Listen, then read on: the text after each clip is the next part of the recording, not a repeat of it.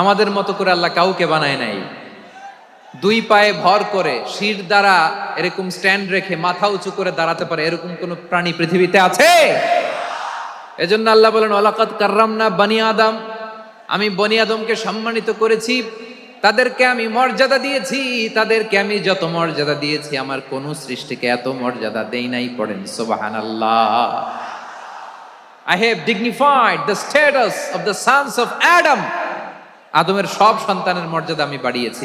আল্লাহ এখানে বলেননি ওয়ালাকাদ কাররামনাল মুমিনিন, আমি মুমিনের মর্যাদা বাড়িয়েছি, বলেছেন? আল্লাহ এখানে বলেন নাই ওয়ালাকাদ কাররামনাল মুসলিমিন, আমি মুসলিমের মর্যাদা বাড়িয়েছি। আল্লাহ বলেছেন ওয়ালাকাদ কাররামনা বানি আদম, আমি বনি আদমের সম্মান বাড়িয়েছি, হোক সে মুমিন কিংবা কাফের, মুসলিম কিংবা মুশরিক, আস্তিক কিংবা নাস্তিক, আরব কিংবা অনারব, যেই হোক না কেন আদম সন্তান সবগুলার মর্যাদা বাড়ায় দিয়েছে কে? সবার মর্যাদা আল্লাহ বাড়িয়েছে। মানুষ হিসেবে মর্যাদা, বিশ্বনবী সাল্লাল্লাহু আলাইহি ওয়াসাল্লাম ইহুদির লাশ দেখে দাঁড়িয়ে গেলেন। কার লাশ? ইহুদির লাশ দেখে দাঁড়ায় গেলেন। সাহাবারা বললেন ইয়া রাসূলুল্লাহ, আপনি দাঁড়ালেন যে, এটা তো ইহুদির লাশ। বিশ্বনবী বললেন আওয়ালাইসাত নাফসান, এটা কি মানুষ নয়? এটা হোক ইহুদি হোক খ্রিস্টান, এটা তো মানুষ। আমি মানুষ দেখে দাঁড়িয়েছি। আই স্যালিউট দ্য হিউম্যানিটি, আমি মানবতাকে সম্মান করেছি। পড়েন সুবহানাল্লাহ। তাহলে এই জমিনে মানুষের মর্যাদা বেশি, হোক আস্তিক হোক নাস্তিক, হোক মুমিন কিংবা কাফের। আদমের সন্তান হলে মানুষ হলেই তার মর্যাদা বাড়িয়েছে কে? আমার কলিজার টুকরা যশোরের ভাইয়েরা, মানুষের মর্যাদা আল্লাহ এত বাড়িয়েছেন, মানুষ জীবিত থাকলেও যেমনি মর্যাদাবান, মরে গেলেও মর্যাদাবান। সুবহানাল্লাহ পড়েন। মানুষ মরে গেলে এই ডেড বডিটা কি হয়? পচে যায়, গলে যায়, মাটির সাথে মিশে যায়। তাই বলে আপনি ডেড বডির সাথে যাচ্ছে তাই করতে পারবেন না। পারবেন? কেউ যদি অন্যায় করে তাকে যদি আপনি শাস্তির আওতায় আনেন, যা মনে চায় করতে পারবেন না। তারা আগুন দিয়ে পোড়াতে পারবেন না, নাক কাটতে পারবেন না, কান কাটতে পারবেন না, অঙ্গ বিকৃতি করতে পারবেন না। কারণ মানব জাতির মর্যাদা স্বয়ং দিয়েছে কে? পচে যাবে, গলে যাবে। তারপরে ইসলাম বলে না, খবরদার, এই মরা লাশটারও একটা মর্যাদা আছে না নাই? ইসলাম বলে এই লাশটা গলে যাবে, পচে যাবে, কিন্তু এটার অমর্যাদা করো না। কর্পূর দিয়ে, খেজুর পাতা দিয়ে, এটাকে ওয়ার্ম ওয়াটার দিয়ে, গরম পানি দিয়ে ধৌত করো। সাদা শুভ্র ধবধবে কাপড় দিয়ে লাশটাকে তুমি কাভার করো। তারপরে খাটিয়ার মধ্যে লাশটাকে রেখে বিশাল একটা প্রোগ্রাম করো, একটা ফিউনারাল প্রোগ্রাম করো। ওই প্রোগ্রামের ডানে বায়ে পেছনে লাশটারে রাখলে হবে না, প্রোগ্রামের একেবারে সামনটাতে তুমি লাশটাকে রাখো। সুবহানাল্লাহ। একটা ফিউনারাল প্রোগ্রাম করতে হবে, তাকে শেষ বিদায় জানাতে হবে, যেটাকে আমরা জানাজা বলি। কি বলি?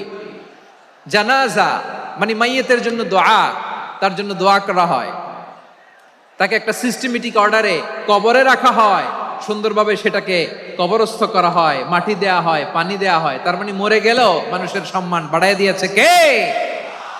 এজন্য আল্লাহ বললেন ওয়ালাকাদ কাররামনা বানি আদম, বনি আদমের সম্মান মর্যাদা আমি আল্লাহ বাড়িয়ে দিয়েছি। মানুষের সম্মানে তুমি কখনো আঘাত করো না, ঠিক কিনা?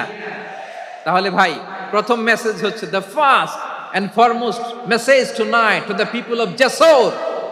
আল্লাহ বলেন I have dignified the status of son of Adam, আমি বনি আদম সবার মর্যাদা বাড়িয়ে দিয়েছি। হোক আস্তিক নাস্তিক, হোক কাফের কিংবা মুশরিক, তার মর্যাদা বাড়াই দিছে কে?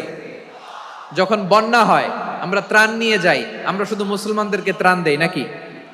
হ্যাঁ, আমরা মুসলমানকেও দেই, অমুসলমানকেও দেই, হিন্দুকেও দেই, বৌদ্ধকেও দেই। যেখানেই মানবতা বিপন্ন সেখানে ইসলামের হেল্পিং হ্যান্ড আছে না নাই? সুবহানাল্লাহ। কি দিন আমরা পেয়েছি, কি বিধান আমরা পেয়েছি। ওয়ালাকাদ কাররামনা বানি আদম, আমি বনি আদমকে সম্মানিত করেছি। এরপর আল্লাহ বললেন ওয়া হামালনাহুম ফিল বাররি ওয়াল বাহর, মানুষকে স্থলে এবং সমুদ্রে চলাচলের বাহন আমি দিয়েছি। স্থলে কিভাবে চলবে, জলে কিভাবে চলবে, এই বাহনের ব্যবস্থা করেছে কে? সেন্ট্রাল থেকে, সেন্ট্রালি যে ইনস্ট্রাকশন আসবে সেই ইনস্ট্রাকশনের এক চুল আমরা ডানে বায়ে যাব না। এইটা গণজাগরণের জন্য এইটা দরকার, ইসলামী বিপ্লবের জন্য এইটা দরকার। আমি চলাচলের যানবাহনের ব্যবস্থা করেছি। আমরা স্থলে ঘোড়ার উপরে চড়ি, উটের উপরে চড়ি, গাড়ির উপরে চড়ি। এই যে গাড়ির ইঞ্জিন বানাইছি আমরা, এটার মেধা দিয়েছে কে? আবার সাগরের মধ্যে আমরা নৌযান, জলযান, বড় বড় জাহাজ দিয়ে এক মহাদেশ থেকে আরেক মহাদেশ যাই, এক দেশ থেকে মালামালগুলো আরেক দেশে পাঠাই। সাগরের ভেতরে নৌকাগুলোরে ধরে রাখলো কে? ওয়াল ফুলকিল্লাতি তাজরি ফিল বাহরি বিমা ইয়ানফাউন নাস। মানুষের উপকার আছে এরকম সরঞ্জামাদি নিয়ে সাগরের উপরে বিশাল বিশাল জলযানগুলো চলে, এগুলো ডুবে যায় না, কাত হয়ে যায় না, পড়ে যায় না। এগুলোকে স্থিতিস্থাপকতাকে ঠিক করে রাখলো কে? আপনারা জাহাজ দেখেছেন? জাহাজ, হ্যাঁ, বাড়ি চট্টগ্রাম হইলে দেখতে পারতেন। দেখছেন? বিশাল বিশাল জাহাজ, বিশাল জাহাজ মালামাল নিয়ে এক মহাদেশ থেকে আরেক মহাদেশে যায়। গত মাসে আমার জাপান সফর ছিল। এই যে বাংলাদেশে যে গাড়িগুলো চালান, বেশিরভাগ গাড়ি আসে কিন্তু জাপান থেকে। হাজার হাজার গাড়ি একটা জাহাজ বহন করতে পারে, হাজার হাজার গাড়ি। এটারে সাগরের মধ্যে ভাসাইলো কে? সবাই বলুন, ভাসালো কে? হাজার হাজার গাড়ি নিয়ে জাপানিজ গাড়িগুলো আমাদের চট্টগ্রামের এয়ারপোর্টের বন্দরে ভিড়ে। যুক্তরাষ্ট্রে আমি দেখেছি বিশাল বিশাল জাহাজ। আপনারা টাইটানিক জাহাজের নাম শুনেছেন? টাইটানিকেরও 8 গুণ 10 গুণ বড়। সুবহানাল্লাহ কইবেন না? টাইটানিক জাহাজের 8 গুণ 10 গুণ বড় একটা জাহাজ আছে, আইকন অফ দ্য সি। আমি দেখে এসেছি। রয়্যাল ক্যারিবিয়ান দেখে এসেছি। সাগরের সামনে জেটিতে যখন দাঁড়ালাম, জাহাজটা যখন যায়, আমার মনে হচ্ছে একটা শহর, গোটা শহর, the entire city is floating on the water. পুরো একটা শহর মনে হয় পানির উপর দিয়ে ভেসে যাচ্ছে। পড়েন সুবহানাল্লাহ। এই যে আইকন অফ দ্য সি, এই ক্রুজ, এই জাহাজটা, এটার ভিতরে স্টেডিয়াম আছে। কিসের ভিতরে স্টেডিয়াম? কথা বুঝে নাই বোধহয়। স্টেডিয়াম কিসের ভিতর? সুইমিং পুল আছে, শপিং মল আছে, রেস্টুরেন্ট আছে, ক্লাব আছে, 3000 4000 রুম বিশিষ্ট, কক্ষ বিশিষ্ট হোটেল আছে। এই সবগুলোর নিয়ে এগুলো চলে সাগরের এই দোলার মধ্যে, জলোচ্ছ্বাসের মধ্যে। এই সাগরের ভেতরে এই জাহাজগুলোর ভাষায় রাখছে কে? সূরাতুর রহমানে আল্লাহ তাআলা বললেন, ওয়ালাহুল জাওয়ারিল মুনশাআতু ফিল বাহরি কাল আ'লাম ফাবিআইয়ি আলা। সবাই পড়েন, ফাবিআইয়ি আলাই রাব্বিকুমা তুকাযযিবান। পাহাড় সম বড় বড় জাহাজগুলো মাল বোঝাই করে সাগরের মধ্যে ভেসে বেড়ায়। এগুলো দিয়ে মালামাল বহন করা যায়, মানুষরা এক দেশ থেকে আরেক দেশে যায়। এই জাহাজগুলোর সাগরের ভেতরে ভাসায় রাখলো কে? এই আয়াতের ভেতরে আল্লাহ তাআলা সূরাতু বনী ইসরাঈলের এই চমৎকার আয়াতের ভেতরে আল্লাহ তাআলা বেসিক্যালি মানব জাতির প্রতি তার 4টি স্পেশাল অনুগ্রহের কথা বলেছেন। কয়টি? 2টা বলে ফেলছি। 1 নাম্বার, ওয়ালাকাদ কাররামনা বনী আদম। আমি বনী আদমের সম্মান বাড়াইছি। নাকি মুসলমানদের? নাকি মুসল্লিদের? কার সম্মান বাড়িয়েছি? বনী আদমের। তাহলে human dignity, the first part of the verse talks about the human dignity. 2 number অংশে আল্লাহ তাআলা বললেন, ওয়া হামালনাহুম ফিল বাররি ওয়াল বাহর। স্থলে এবং সমুদ্রে আমি তাদের জন্য চলাচলের বাহন দিয়েছি। সুবহানাল্লাহ। তার মানে smooth movement on land and sea. জলে এবং স্থলে যাতে আমরা স্মুথলি মুভ করতে পারি আল্লাহ তাআলা দিয়েছেন। 3 নাম্বার আল্লাহ তাআলা বললেন, ওয়া রাযাকনাহুম মিনাত তাইয়্যিবাত। মানুষের জন্য আমি পবিত্র রিজিকের ব্যবস্থা করেছি। জলে এবং স্থলে যত প্রাণী আছে সবগুলা প্রাণীকে রিজিক দেয় কে? আমাদেরকে রিজিক দেয় কে? সাগরের মাছগুলোকে, বড় বড় তিমি মাছগুলোরে রিজিক দেয় কে? বাতাসের মধ্যে ভেসে বেড়ানো বড় বড় পাখিগুলো, স্ক্যান্ডিনেভিয়ান কান্ট্রি থেকে লক্ষ লক্ষ কোটি কোটি পাখিগুলো যে এক দেশ থেকে আরেক দেশে ট্রান্সফার হয়, এগুলোর রিজিক দেয় কে? রব্বুল আলামিন বলেন, ওয়ামা মিন দাব্বাতিন ফিল আরদি ইল্লা আলাল্লাহি রিজকুহা ওয়া ইয়ালামু মুস্তাকাররাহা ওয়া মুস্তাওদাআহা কুল্লুম ফি কিতাবিম মুবিন। আল্লাহু আকবার। রব্বুল আলামিন বলেন, ভূপৃষ্ঠে বিচরণশীল যত প্রাণী আছে সব প্রাণীগুলোকে আমি আল্লাহ আমার নিজের কুদরতে রিজিকের বন্দোবস্ত করি। এই প্রাণীগুলো কোথায় থাকে, কোথায় যায়, সব জায়গায় আমি রিজিক পৌঁছে দেই। রিজিক কেউ দিতে পারে না, রিজিকের মালিক কে? রিজিকের মালিক তিনি আল্লাহ। এজন্য আল্লাহ তাআলা বললেন, ওয়ারাযাকনাহুম মিনাত তাইয়্যিবাত। এরপরে আল্লাহ বললেন, ওয়াফাদ্দালনাহুম আলা কাসীরিম মিম্মান খালাকনা তাফদীলা। আমি যত প্রাণী সৃষ্টি করেছি সকল প্রাণীর মধ্যে মানুষের মর্যাদা শ্রেষ্ঠত্ব আমি দিয়েছি। সুবহানাল্লাহ পড়েন। তাহলে এক নম্বরে আল্লাহ বললেন আমি বনি আদমের মর্যাদা বাড়ালাম। এরপরে বললেন স্থলে এবং সমুদ্রে চলাচলের জন্য যানবাহন দিলাম। 3 নম্বরে আল্লাহ বললেন পবিত্র রিজিকের ব্যবস্থা করে দিলাম। এরপরে আল্লাহ বললেন যত প্রাণী আছে, সৃষ্টি আছে, সবগুলার উপরে আমি মানুষকে শ্রেষ্ঠত্ব দিলাম। সুবহানাল্লাহ। তাহলে সবচেয়ে বেশি শ্রেষ্ঠত্ব মানুষের। কার? মানুষের। শুধু তাই নয় প্রিয় ভাইরা, আকাশ এবং জমিনে যা কিছু আছে সবকিছু মানুষের জন্য, মানুষের কল্যাণে, মানুষের প্রয়োজনে, মানুষের বশীভূত করে সৃষ্টি করেছেন কে? রব্বুল আলামিন বলেন, হুয়াল্লাযী খালাকা লাকুম মা ফিল আরদি জামিআ। এই জমিনের মধ্যে যা কিছু আমি আল্লাহ সৃষ্টি করেছি সব কিছু আমি মানুষের জন্য সৃষ্টি করেছি। পড়েন সুবহানাল্লাহ। হুয়াল্লাযী খালাকা লাকুম মা ফিল আরদি জামিআ। যা আছে সব আমাদের জন্য, সব আমাদেরকে সার্ভিস দেওয়ার জন্য, আমাদের উপকারের জন্য, আমাদের কল্যাণের জন্য। আওয়াজ করে সবাই পড়ুন আল্লাহু আকবার। অন্য আয়াতে আল্লাহ বললেন, ওয়াসাখখারা লাকুম মা ফিস সামাওয়াতি ওয়া মা ফিল আরদি জামিআম মিন ইন্না ফি যালিকা লাআয়াতিন লিকাউমি ইয়াতাফাক্কারুন।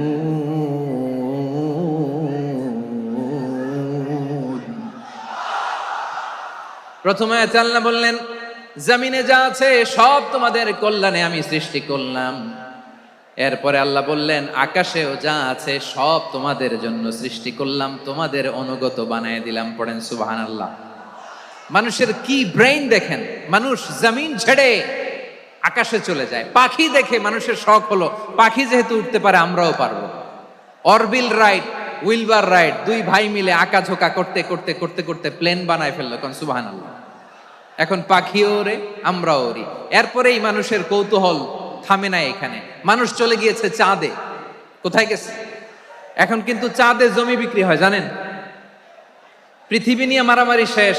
রাশিয়া আমেরিকা এখন ধরছে চাঁদ আর মঙ্গল গ্রহ। এখন চাঁদে জমি বিক্রি হয়, মঙ্গলে জমি বিক্রি হয়। এই চাঁদ, মঙ্গল, বৃহস্পতি, শনি সব আল্লাহ তাআলা আমাদের জন্য বানিয়েছেন। সুবহানাল্লাহ পড়েন।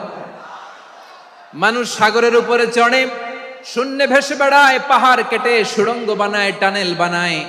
মানুষ ব্রডব্যান্ডের লাইন নিয়ে যায় সাগরের ভেতর দিয়ে, এক দেশ থেকে আরেক দেশে, এক মহাদেশ থেকে আরেক মহাদেশে। সুবহানাল্লাহ পড়েন। তার মানে গোটা বিশ্বের সব কিছুর উপরে control, superiority over all creatures, সব কিছুর উপর কন্ট্রোল, মনিটরিং, নিয়ন্ত্রণ, এটা প্রতিষ্ঠা করে দিয়েছে কে? এজন্যই মানুষের শ্রেষ্ঠত্ব। ওয়ালাকাদ কাররামনা বানি আদম। আমি বনি আদমের সম্মান বাড়িয়েছি, মর্যাদা আমি বাড়িয়ে দিয়েছি এই কারণে, কারণ মানুষ সবকিছুর উপর নিয়ন্ত্রণ নিতে পারে। মানুষকে নিয়ে এই কোরআনের সব আলোচনা, মানুষকে নিয়ে এই কোরআনের সব। তাই কোরআনের কেন্দ্রীয় আলোচ্য বিষয় হচ্ছে মানুষ। কোরআনের কেন্দ্রীয় আলোচ্য বিষয় কি? যশোরের ভাইয়েরা বুঝে থাকলে সবাই বলবেন কোরআনের কেন্দ্রীয় আলোচ্য বিষয় কি? এই মানুষ কোরআনের কেন্দ্রীয় আলোচ্য বিষয়। মানুষকে আল্লাহ স্বাধীনতা দিয়েছেন। ফামান শাআ ফালইউমিন ওয়া মান শাআ ফালইয়াকফুর। চাইলে মুমিন হতে পারো, চাইলে কাফের হতে পারো, তোমার ইচ্ছা। তবে জেনে রাখো মুমিন হলে পাবা জান্নাত, কাফির হলে পাবা জাহান্নাম। নাও দ্য ডিসিশন ইজ ইয়ার্স। সিদ্ধান্ত তোমার, জান্নাতে যাবা না জাহান্নামে যাবা। যশোরের ভাইয়েরা আওয়াজ করে বলুন কই যেতে চান, জান্নাতে না জাহান্নামে? ডান দিকে না বাম দিকে? ডানপন্থী না বামপন্থী? চিল্লা চিল্লি না চুপচাপ? মানুষ চাইলে অনেক ভালো হইতে পারে, ভালোর রাস্তাও খোলা, খারাপ হওয়ার রাস্তাও খোলা। ভালো হইলে মানুষ অনেক ভালো, খারাপ হইলে অনেক খারাপ। ভালো হইলে সবচেয়ে ভালো, খারাপ হইলে সবচেয়ে খারাপ। এজন্য সিদ্ধান্ত আপনাকে নিতে হবে। আল্লাহ তাআলা বলছেন, লাকাদ খালাকনাল ইনসানা ফি আহসানি তাকওয়িম সুম্মা রাদাদনাহু আসফালা সাফিলিন। আমি মানুষকে অনেক সুন্দর অবয়বে, সুন্দর আকৃতিতে সৃষ্টি করেছি। তার শুধু চেহারার ডিজাইনটাই সুন্দর নয়, তার ব্রেনটা বড্ড সুন্দর, তার মানসিকতা বড্ড সুন্দর, তার সৃজনশীলতা বড্ড সুন্দর। পড়েন সুবহানাল্লাহ। আমাদের চেহারা, অবয়ব, ডিজাইন যে সুন্দর তা না, আমাদের ব্রেনটা অনেক সফিস্টিকেটেড ব্রেন, অনেক সফিস্টিকেটেড। এই 1.5 কেজি ব্রেন ইউজ করে মানুষ গোটা বিশ্বে সভ্যতা বিনির্মাণ করেছে, ঠিক কিনা? এই ব্রেন আল্লাহ তাআলা আমাকে দিয়েছে। এটারে কাজে লাগালে, আপনার 6 সেন্স কাজে লাগালে আপনি অনন্য মানুষ হয়ে উঠবেন, মহামানবে রূপান্তরিত হবেন। মানুষ হতে পারে, চাইলেই মহামানব হতে পারে। আবার যদি মানুষ চায় খারাপও হতে পারে। আল্লাহ বললেন শুধু ভালোই না, ভালো হতে চাইলে অনেক ভালো তুমি হতে পারো, আবার খারাপ হতে চাইলে অনেক খারাপ তুমি হতে পারো। সুম্মা রাদাদনাহু আসফালা সাফিলিন। খারাপ হলে একেবারে খারাপ হতে পারো, নিকৃষ্ট হলে একেবারে নিকৃষ্ট হতে পারো, ভালো হলেও ভালো হতে পারো। কোন সুবহানাল্লাহ। এবার আওয়াজ করে বলুন, ভালো হতে চাই না খারাপ, শ্রেষ্ঠ না নিকৃষ্ট? মানুষ ভালো হলে মানুষ ফেরেশতার চেয়েও ভালো, মানুষ খারাপ হলে সে পশুর চেয়েও খারাপ। কথা ঠিক কিনা বলেন? ভালো হলে ফেরেশতার চেয়েও ভালো, খারাপ হলে পশুর চেয়েও নিকৃষ্ট। তার মানে শ্রেষ্ঠত্বে মানুষ, শ্রেষ্ঠত্বে ফেরেশতাকে হার মানায়, আর অধপতনে শ্রেষ্ঠত্বে ফেরেশতাকে ছাড়িয়ে যায়, আর অধপতনে পশুকেও হার মানায়। আই রিপিট, আমি আবারও বলছি, মানুষ শ্রেষ্ঠত্বে ফেরেশতাকে ছাড়িয়ে যায়, আর অধপতনে সে পশুকেও হার মানায়। আওয়াজ করে বলতে হবে ঠিক কিনা? এটার প্রমাণ কি? মানুষ শ্রেষ্ঠ হইলে যে ফেরেশতার চেয়েও সেরা, তার প্রমাণ কি? আল্লাহ তাআলা বলছেন, ওয়া ইয কুলনা লিল মালাইকাতি ইসজুদু লি আদম ফাসাজাদু ইল্লা ইবলিস আবা ওয়াস্তাকবারা ওয়া কানা মিনাল কাফিরিন। আল্লাহ বলেন, স্মরণ করো সে সময়ের কথা যখন আমি ফেরেশতাদেরকে বললাম, ও ফেরেশতারা আদমকে সেজদা দাও। সব ফেরেশতারা সম্মান সূচক সেজদা আদমকে দিল, তারা আদমের জন্য সেজদায় লুটিয়ে পড়লো, একজন ছাড়া, তার নাম ইবলিস। আওয়াজ করে বলেন, তার নাম কি? সে অহংকার প্রদর্শন করলো, সে কাফের হয়ে গেল, বাকি সব ফেরেশতারা সেজদা দিল। সুবহানাল্লাহ। আবার আদম আলাইহিস সালামকে আল্লাহ জিজ্ঞেস করলেন, সব বলে দিল উত্তর, কিন্তু ফেরেশতাদেরকে একই প্রশ্ন জিজ্ঞেস করলেন, তারা উত্তর করতে পারে নাই। তার মানে এর মধ্য দিয়ে প্রমাণিত হয়, মানুষ ভালো হলে ফেরেশতার চেয়েও ভালো, ফেরেশতার চেয়েও মানুষের মর্যাদা বাড়িয়ে দিয়েছে কে? সব নূরের ফেরেশতা যখন মাটির আদমকে সেজদা দেয়, এটা প্রমাণ করে ফেরেশতার চেয়েও মানুষের মর্যাদা বাড়িয়ে দিয়েছে কে? তুমি মাটির আদমকে প্রথম সৃষ্টি করিয়া ঘোষণা করিয়া দিলে শ্রেষ্ঠ বলিয়া, তাই তো নূরের ফেরেশতা করে আদমকে সেজদা। ঠিক কিনা বলেন? তাই তো নূরের ফেরেশতা করে আদমকে সেজদা, সবার চেয়ে সম্মান দিলে মাটির আদমকে। আল্লাহু আল্লাহু তুমি জাল্লে জালালুহু, শেষ করা তো যায় না গে তোমার গুণগান। পড়েন না? পড়েন, আল্লাহু আল্লাহু তুমি জাল্লে জালালুহু, শেষ করা তো যায় না গে তোমার গুণগান। আল্লাহু আল্লাহু, আল্লাহু আকবার। আদমের মর্যাদা বেশি, মানুষের মর্যাদা বেশি, মানুষ শ্রেষ্ঠ তার প্রমাণ নূরের ফেরেশতা মাটির আদমকে সেজদা করে। আওয়াজ করে বলেন ঠিক কিনা? তাহলে মানুষ ভালো হলে ফেরেশতার চেয়ে ভালো। আবার মানুষ যদি খারাপ হয়, সে পশুর চেয়েও খারাপ, অধপতনে পশুত্বকে হার মানায়। তার প্রমাণ তার প্রমাণ কি? তার প্রমাণ হচ্ছে যশোরের ভাইরা দেখবেন পত্রিকায়, নিউজ পেপারে মাঝে মাঝে এরকম দেখা যায়, এক মানুষ আরেক মানুষকে হত্যা করে। দেখেন, মানুষ যদি খারাপ হয় সে পশুকেও হার মানায়। চিল্লায় বলো ঠিক কিনা? এমনও দুশ্চরিত্র মানুষ আছে যার বদ নজর থেকে, যার নজর থেকে 6 মাসের ছোট্ট মেয়ে থেকে শুরু করে 80 বছরের বৃদ্ধারাও নিরাপদ নয়। প্রিয় ভাইয়েরা, চোখ কান নাক মুখ থাকলেই মানুষ না। যা সামনে দেখেন এগুলো সব মানুষ না, এগুলো জনসংখ্যা। এগুলো কি? সবাই বলুন, এগুলো কি? বাড়ছে জনসংখ্যা, কমছে মানুষ। বাড়ছে জনসংখ্যা, কমছে। এই দুনিয়া এখন তো আর সেই দুনিয়া নাই, মানুষ নামের মানুষ আছে দুনিয়া বোঝাই,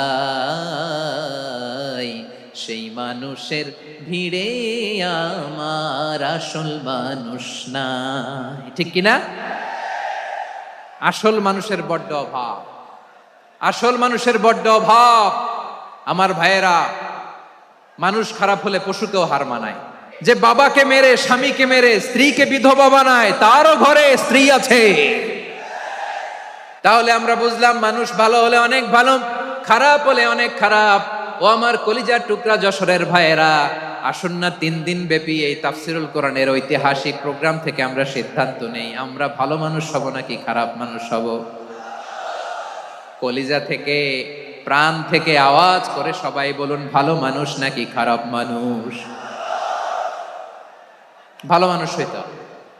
ভালো মানুষ যারা জগৎটাকে এনলাইটেন করবে, যারা এনলাইটেন করবে, যারা সত্যের বীর সেনানী হয়ে দাঁড়াবে, যারা সত্যের পক্ষে কথা বলবে, যারা জালিমের মসনদকে ভেঙে খান খান করে দেবে। এরকম হওয়ার দরকার আছে না নাই? এরকম ভালো মানুষ আমরা হতে চাই কি চাই না? মানুষকে যত্ন নিলে মানুষ যে কত ভালো হয় আপনি কল্পনাও করতে পারবেন না। এই যে আপনাদের যশোরে যে ভালো ছেলেগুলো আছে, যে ভালো তরুণগুলো আছে, যে যুবকগুলো আছে, যে ভালো আলেমরা আছে, ভালো নেতারা আছে, সবাই যদি তাদের মতো হতো, পুরো যশোরটা একটা জান্নাতের টুকরা হয়ে যেত। আওয়াজ করে বলেন ঠিক কিনা? মানুষকে নার্চারিং করলে, মানুষকে পলিশ করলে, মানুষকে গ্রুমিং করলে, মানুষকে সঠিক তারবিয়া দিলে মানুষ অনন্য হয়ে ওঠে। প্রতিটি মানুষ অনন্য। আমি অনন্য, আপনি অনন্য, আমরা সবাই অনন্য। সুবহানাল্লাহ বলেন। মানুষকে আল্লাহ তাআলা দিয়েছেন অসীম ক্ষমতা, অসীম ক্ষমতা। সুবহানাল্লাহ। একটা মানুষ পারে না এমন কিছু নাই, একটা মানুষ পারে না এমন কিছু নাই। বিশ্বাস করতে হবে, মানুষ যা কল্পনা করতে পারে ওইটা মানুষ করে দেখাতে পারে। তুমি তোমার কল্পনার রাজ্যকে সাজাও, তোমাকে হারাতে পারে এমন কোন শক্তি আল্লাহর জমিনে নাই। তোমার কি শক্তি, কি সম্ভাবনা তুমি জানোই না মিয়া। তুমি এদিকে তাকাও কেন? তোমার রাস্তা তো ওই দূরে। Plan big, dream big. কল্পনার শক্তিকে বড় করো। মানুষ যা কল্পনা করতে পারে মানুষ তা করে দেখাতে পারে। মানুষের কাছে অসাধ্য কিছু নাই, মৃত্যু ছাড়া, এক্সেপ্ট ডেথ। মৃত্যু ছাড়া মানুষ সবকিছুকে জয় করতে পারে। মৃত্যু ছাড়া যে কোনো অসাধ্যকে সাধন করার ক্ষমতা মানুষকে দিয়ে দিয়েছে কে? হারার জন্য তোমার জন্মই হয় নাই, তোমার জন্ম হয়েছে জিতার জন্য, বিজয়ের জন্য তোমার জন্ম।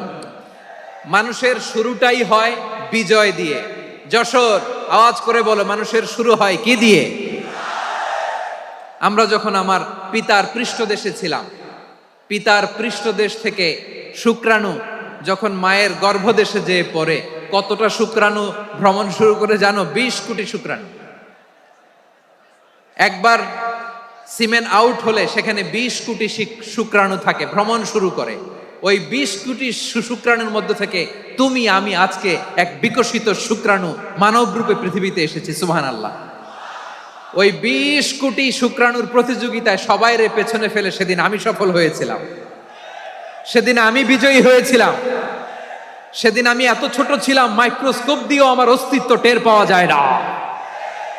আমি এত তুচ্ছ ছিলাম, নগণ্য ছিলাম। আমার কান ছিল না, আমার চোখ ছিল না, আমার হাত ছিল না, আমার জন্য রিকমেন্ডেশন করার মতো মামু ছিল না, খালা ছিল না, কেউ ছিল না। তারপরেও ওই প্রতিযোগিতায়, ওই কম্পিটিশনে যখন আমারে কেউ হারাতে পারে নাই, আল্লাহর জমিনেও আমারে কেউ হারাতে পারে না। হারার জন্য তোমার জন্মই হয় নাই, তুমি আসছোই জিতার জন্য। সুবহানাল্লাহ। বিশ্বনবী বলেন, আন্নাসু মাআদিন কামাআদিনি যাহাবি ওয়াল ফিদ্দা খিয়ারুহুম ফিল জাহিলিয়াতি খিয়ারুহুম ফিল ইসলাম। Peoples are like mines of gold and silver. সোনার খনি, রূপার খনি, এর চেয়েও বড় খনি হচ্ছে এই মানব সম্পদের খনি। আওয়াজ করে বলেন আল্লাহু আকবার। আল্লাহ তাআলা এই সম্পদ আমাদেরকে দিছে। বিশ্বনবী বলেন, মানুষ হচ্ছে খনির মতো। খিয়ারুহুম ফিল জাহিলিয়াতি খিয়ারুহুম ফিল ইসলাম। জাহিলি যুগে যারা সেরা, ইসলামেও তারা সেরা। ইদা ফাকুহু, যদি তারা বুঝবান হয় তাহলে তাদেরকে সেরা বানায় দিবে কে? তাহলে মানুষের চেয়ে সেরা কেউ হতে পারে? মানুষের চেয়ে অনন্য কেউ হতে পারে? মানুষকে কেউ হারাতে পারে? আওয়াজ করে বলো, তোমাকে কেউ হারাতে পারবে? এই সাহস জাগছে আজকের আলোচনা থেকে।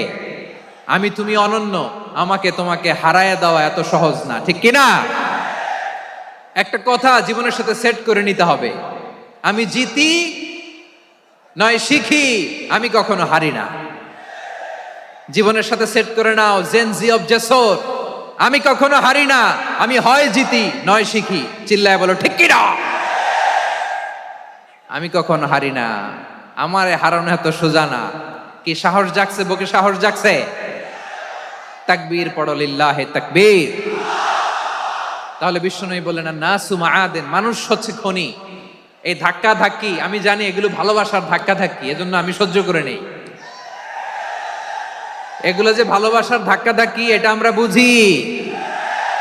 পৃথিবীর কোন আইন, সিকিউরিটি প্রটোকল দিয়ে এটারে মানানো যাবে না, কারণ এটা তো ভালোবাসা, লাভ।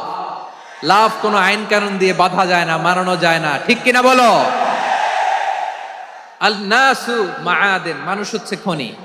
এই খনির যত্ন নিতে হবে। আমার মা বাবা যারা এসেছেন, আপনার ছেলে মেয়ের যত্ন নেন। আপনার ছেলের মধ্যে যে কি পটেনশিয়াল আপনি জানেন না। আপনার এই ছোট্ট অবুজ ছেলেটাই আগামী দিনের শায়েখ আহমদুল্লাহ হবে। আপনার হেফজখানায় পড়া ওই ছোট্ট ছেলেটাই আগামী হক হবে। আপনার ওই ছেলেটা আমির হামজা হবে, আব্দুল হাই সাইফুল্লাহ হবে। এভাবে বড় বড় আলেম হবে, তারা যুগশ্রেষ্ঠ আলেম হবে। সেই একদিন এই বাংলাদেশের পার্লামেন্টে যে বক্তব্য দিয়ে যশোরের পক্ষে কথা বলবে। আপনি জানেন না, কাউকে ছোট করবেন না আপনি। ওর কনফিডেন্স আপনি কমাবেন না, আপনি কমাতে পারেন না। প্যান্ডেলে আমার যে মা বোনেরা আছেন, ছেলে মেয়েদেরকে কখনো ছোট করে কথা বলবেন না। ও যে কোথায় যাবে আপনি জানেন না। আপনি মা হয়ে তাকে সাহস দিবেন, তার কল্পনার জগৎটাকে সাজাতে তাকে উৎসাহিত করবেন, ঠিক কিনা বলেন? আর আমার প্যান্ডেলের আমার প্রিয় শ্রদ্ধাশীলা মায়েরা বোনেরা, আপনারা তো আরো দামি সম্পদ। বিশ্বনবী বলেন, আর দুনিয়া কুল্লুহা মাতা। আল্লাহ আল্লাহ আল্লাহ। বিশ্বনবীর কথার ওজন দেখেন, আর দুনিয়া কুল্লুহা মাতা ওয়া খায়রু মাতা'আদ দুনিয়া আল মারআতুস সালিহা। বিশ্বনবী বলেন, দুনিয়ায় যা দেখো সব আল্লাহর দেওয়া অ্যাসেট, মানে সম্পদ। আর এত অ্যাসেটের ভিড়ে সবচাইতে শ্রেষ্ঠ সম্পদ হচ্ছে নেককার নারী। ভাইয়েরা বোনের সাথে খারাপ আচরণ করো না, সন্তান মায়ের সাথে খারাপ আচরণ করো না। আমাদের মায়েরা আমাদের asset, they are our priceless asset. কারণ এই মায়েদের পেটে এসেছে আল্লাহর ওলিরা, এই মায়েদের পেটে এসেছে খান জাহান আলী, এই মায়ের পেটে এসেছে শাহজালাল ইয়ামানি, এই মায়ের পেটে এসেছে আল্লাহর সব নবীরা। নাকি নবীরা আকাশ থেকে ধপ করে জমিনে নেমে আসছে? মায়ের পেটে আসছে। এই মায়ের পেটগুলো খনি। আমার সম্মানিতা মায়েরা বোনেরা, নিজেকে ইসলাম দিয়ে সাজান, নিজেকে পবিত্র রাখুন, নিজের আব্রু ঈমান ইজ্জতের হেফাজত করুন, কোরআন পড়ুন, সুন্নাহ পড়ুন। আপনি জানেন না আপনার গর্ভে কে আসছে, কোন ক্ষণজন্মা পুরুষকে আল্লাহ তাআলা আপনার গর্ভে পাঠাবে আপনি জানেন না। মায়েরা নিজেদেরকে পবিত্র রাখুন, ইসলাম চর্চা করুন, কোরআন চর্চা করুন, নৈতিকতা দিয়ে নিজেকে সাজান। যশোরের জেনজি, নিজেদেরকে প্রস্তুত রাখো আগামীর বাংলাদেশের জন্য। নৈতিকতা, মোরালিটি, ভ্যালিউজ দিয়ে নিজেকে সাজাও, ইসলাম দিয়ে নিজেকে সাজাও। কারণ আগামীর বাংলাদেশ ইসলামের বাংলাদেশ। বাংলাদেশের আসল পরিচয় ইসলাম। বাংলাদেশের আসল পরিচয় কি? বাংলাদেশের আসল পরিচয় কি? এই ইসলাম নিয়ে আমরা সংসদ ভবন সাজাবো, রাজি আছি না নাই? শেকড় ভুলে যাওয়া যাবে না। আমরা ধাপে ধাপে শারিয়া আইনের দিকে যাব ইনশাআল্লাহ, কিন্তু জঙ্গিবাদ দিয়ে নয়, কট্টর পন্থা দিয়ে নয়। আমরা ইন্টেলেকচুয়ালি গ্রাজুয়ালি ধাপে ধাপে শারিয়া আইনের দিকে মুভ করব ইনশাআল্লাহ। বলো লিল্লাহি তাকবীর। এদেশের আসল পরিচয় সবাই বলে না, আওয়াজ করে, এদেশের আসল পরিচয়। এদেশে আজান শুনে সূর্য ওঠে শহর গ্রামে, এদেশে আজান শুনে সূর্য ডুবে সন্ধ্যা নামে, এদেশে সকল কাজে সবাই বলে বিসমিল্লাহ, এদেশে ভালো কিছু দেখে শুনে হাসি মুখে সবাই বলে মাশা আল্লাহ। সুবহানাল্লাহ সুবহানাল্লাহ সুবহানাল্লাহ সুবহানাল্লাহ সুবহানাল্লাহ সুবহানাল্লাহ সুবহানাল্লাহ সুবহানাল্লাহ। ও নবীন তরুণ, তোমার কিসের এত ভয়? জেনে রেখো বাংলাদেশের আসল পরিচয়।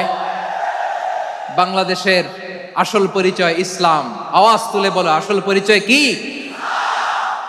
এদেশে পরস্পরে দেখা হলে দেয় সালাম, এদেশে আমজনতার হৃদয় জুড়ে পাক কালাম। ঠিক কি না? এদেশে বিপদ এলে সর্বজনে সর্বক্ষণে দোয়া পড়ে ইন্না লিল্লাহ সুবহানাল্লাহ সুবহানাল্লাহ সুবহানাল্লাহ সুবহানাল্লাহ। এদেশে আজান শুনে সূর্য ওঠে শহর গ্রামে, এদেশে আজান শুনে সূর্য ডুবে সন্ধ্যা নামে, এদেশে সকল কাজে সবাই বলে বিসমিল্লাহ, এদেশে ভালো কিছু দেখে শুনে হাসি মুখে সবাই বলে মাশা আল্লাহ। সুবহানাল্লাহ, আওয়াজ করে সুবহানাল্লাহ সুবহানাল্লাহ সুবহানাল্লাহ সুবহানাল্লাহ। সবাই একসাথে সুবহানাল্লাহ সুবহানাল্লাহ সুবহানাল্লাহ সুবহানাল্লাহ। এদেশের আসল পরিচয় কি? আওয়াজ করে বলতে ভয় লাগে। এদেশের আসল পরিচয় কি? ইসলাম দিয়ে আমাদের সংসদ ভবন চলুক, আমরা চাই কি চাই না? বঙ্গভবনে লা ইলাহা ইল্লাল্লাহর পতাকা উড়ুক, আমরা চাই কি চাই না? প্রতিটি জেলা অফিসে, ডিসি অফিসে লা ইলাহার পতাকা ঝুলুক, আমরা চাই কি চাই না? যশোর, আওয়াজ করে বলো, ভালো মানুষ না খারাপ মানুষ? বুঝে বলছে তো? মানুষ ভালো হলে যে কত ভালো। এই মানুষকে যত্ন নিলে, মানুষকে মানুষ বানালে যে সে কি হতে পারে শুনবা। মানুষকে যত্ন নিলে মানুষের মধ্যে যারা কি পটেনশিয়াল রেখেছে। আমি জাপানের দুইটা উদাহরণ দেই। জাপানের, আল্লাহ, 2022 সালে জাপানের সাথে জার্মানির খেলা, ফিফা ওয়ার্ল্ড কাপ 2022। এক পক্ষে জাপান, আরেক পক্ষে কোন দেশ? কথা শোনে নাই। এক পক্ষে কোন দেশ? আরেক পক্ষে সবাই। এক পক্ষে আরেক পক্ষে। ওই খেলায় জিতেছিল জাপান, জিতেছিল 22 সালের এই ফিফা ওয়ার্ল্ড কাপে। জাপান ফুটবল খেলায় জিতে as a part of their celebration তারা খেলার পরে পুরো স্টেডিয়ামটারে ক্লিন করে, the fan base of Japan, lakh lakh মানুষ খেলা দেখতে যায়, তো এত ডাস্টবিনও তো নাই, তো যারা ডাস্টবিনে জায়গা পায় নাই তারা এই যে চকলেটের প্যাকেট, পানির বোতল, চিপসের প্যাকেট তারা এদিকে সেদিকে রেখে দিয়েছে। জাপানের ভক্তরা, জাপানের ফলোয়াররা as a part of their celebration তারা খেলার পরে পুরো স্টেডিয়ামের সব ময়লা আবর্জনা ক্লিন করে তারপরে বিদায় নিয়েছে। তাদেরকে কি ক্লিন করার দায়িত্ব দেয়া হয়েছিল? এই যশোর, জাপানের যে ছেলেরা খেলা দেখতে গেছিল ওদেরকে কি ক্লিন করার দায়িত্ব দিছিল? তারা কি স্টেডিয়ামের পরিচ্ছন্নতা কর্মী? তাদের আকল, তাদের সিক্স সেন্স তাদেরকে বলেছে। ছোটবেলা থেকে জাপান গভর্নমেন্ট ওদেরকে এত পরিচ্ছন্নতা শেখায়, ক্লিনলিনেস অ্যাওয়ারনেস ক্যাম্পেইন করায়। ক্লাসে আমি দেখেছি, ক্লাসে নিজের বেঞ্চ নিজে মুছে, ক্লাসের মাঝখানে একটা সময় দেয়, নিজের টেবিল নিজে মুছে, নিজের ক্লাসরুমটা নিজে পরিষ্কার করে, রাস্তাঘাটে একটা ধুলা নাই, ময়লা নাই, একটা টিস্যু নাই। খেলার পরে গোটা বিশ্বকে তাক লাগিয়ে দিয়েছে। জাপানের ফ্যানরা সবার রেখে যাওয়া গার্বেজ, টিস্যু, বোতল পরিষ্কার করে তারপরে স্টেডিয়াম থেকে বিদায় নিয়েছে। আমরা কেন এমন হইতে পারলাম না? আমরা কেন এমন হইতে পারলাম না? জাপানের যারা এগুলো করছে ওদের 3টা করে চোখ না? চোখ তো 3টা, জাপানো লাগো। জাপানো লাগো হাত তো 4টা, কান তো 6টা। হ্যাঁ, নাকি আমার মতো 2 হাত 2 কানওয়ালা মানুষ? চোখে দেখলে ওটা মানুষ না। চিন্তা করছেন? তার মানে জাপানিজদেরকে যে গ্রুমিং করে শিখানোর মাধ্যমে পরিচ্ছন্ন বানানো গেছে, ওরা যেমনি মানুষ আমরাও মানুষ। আমাদের সন্তানদেরকে শেখালে তারাও পারবে। পারবে কিনা? 2 নম্বর উদাহরণ বলি। চট্টগ্রাম ফেনীতে যারা গিয়েছেন, মেঘনা গোমতী ব্রিজ প্রকল্প নাম শুনছেন? মেঘনা একটা ব্রিজ পার হওয়া লাগে। এই মেঘনা গোমতী, এখানে 3টা ব্রিজ, কাঁচপুর সহ এই 3টা ব্রিজের নির্মাণ কাজ, রেনোভেশনের কাজ দেয়া হয়েছিল জাপানের একটা কোম্পানিকে। কাকে? জাপানের কোম্পানি। নির্মাণ শেষে 738 কোটি টাকা বেঁচে গেছিল, এটা গভর্নমেন্টের হাতে দিয়ে তারা বিদায় নিয়েছে। কত টাকা? 738 কোটি টাকা। যত প্রাক্কলিত ব্যয় নির্ধারণ করা হয়েছে সব টাকা সরকার, তৎকালীন সরকার 2019-এর সরকার, কারা ছিল তো জানেন? এই 2019-এর সরকার তাদেরকে দিয়েছে। তারা রিনোভেশন নির্মাণ শেষে 738 কোটি টাকা অতিরিক্ত বেঁচে গেছিল, এটা আবার গভর্নমেন্টের হাতে বুঝাই দিয়ে তারা বিদায় নিচ্ছে। আমরা কেন এমন হইতে পারলাম না? জাপানের ওরাও মানুষ, আমরাও মানুষ। তার মানে মানুষে মানুষে পার্থক্য আছে না নাই? আচ্ছা, জাপানের 2টা উদাহরণ দিলাম, এবার আমার দেশের 2টা উদাহরণ দিব না? বাংলাদেশের 2টা উদাহরণ দিই। 1 নম্বর উদাহরণ, গত সপ্তাহে আপনারা জানেন কক্সবাজার আমার একটা প্রোগ্রাম ছিল, তো হেলিকপ্টারে গিয়েছিলাম। ফেনী জেলা যখন পার হচ্ছি, আমি দেখলাম 3টা উইন্ডমিল। উইন্ডমিল চিনেন তো? বিশাল পিলার, 3টা 4টা পাখা থাকে। বায়ু বিদ্যুৎ কেন্দ্র, বাংলাদেশের প্রথম বায়ু বিদ্যুৎ কেন্দ্র এটা। মুহুরী প্রজেক্ট বলে এটা, সম্ভবত মুহুরী প্রজেক্ট। তো সাগরের বাতাসের ঝাপটায় এটা ঘুরে এনার্জি হয়, ইলেকট্রিসিটি উৎপাদন হয়। তো আমি পাইলটকে বললাম, ভাই এগুলো থেকে কেমন ইলেকট্রিসিটি উৎপাদন হয়? কয়, হুজুর একটু হয় না, কিছুই হয় না। কিছুই হয় না মানে? বলে, হুজুর বাংলাদেশে যত উইন্ডমিল আছে এটার পাখা একটাও ঘুরে না। আল্লাহ, বলেন কি? তাহলে এই যে কোটি কোটি টাকা ব্যয় করে যে উইন্ডমিল, কয় হুজুর ভিতরে ফিটফাট, উপরে ফিটফাট, ভিতরে সদরঘাট। তার মানে কোটি কোটি টাকা দিয়ে এই উইন্ডমিল বানায়, এখানে কিছু নাই। দুর্নীতির আড্ডাখানা, আখড়াখানা বাংলাদেশ, ঠিক কিনা বলেন? হায় রে, জাপানিজরাও মানুষ, আমরাও মানুষ। আমার এক নিকটাত্মীয় সরকারি চাকরিজীবী, উনি আমাকে বললেন, বাংলাদেশের আরেকটা উদাহরণ দেখি। উনি আমাকে বললেন যে প্রতি বছর আমাদের অফিসের ফার্নিচার চেঞ্জ করে।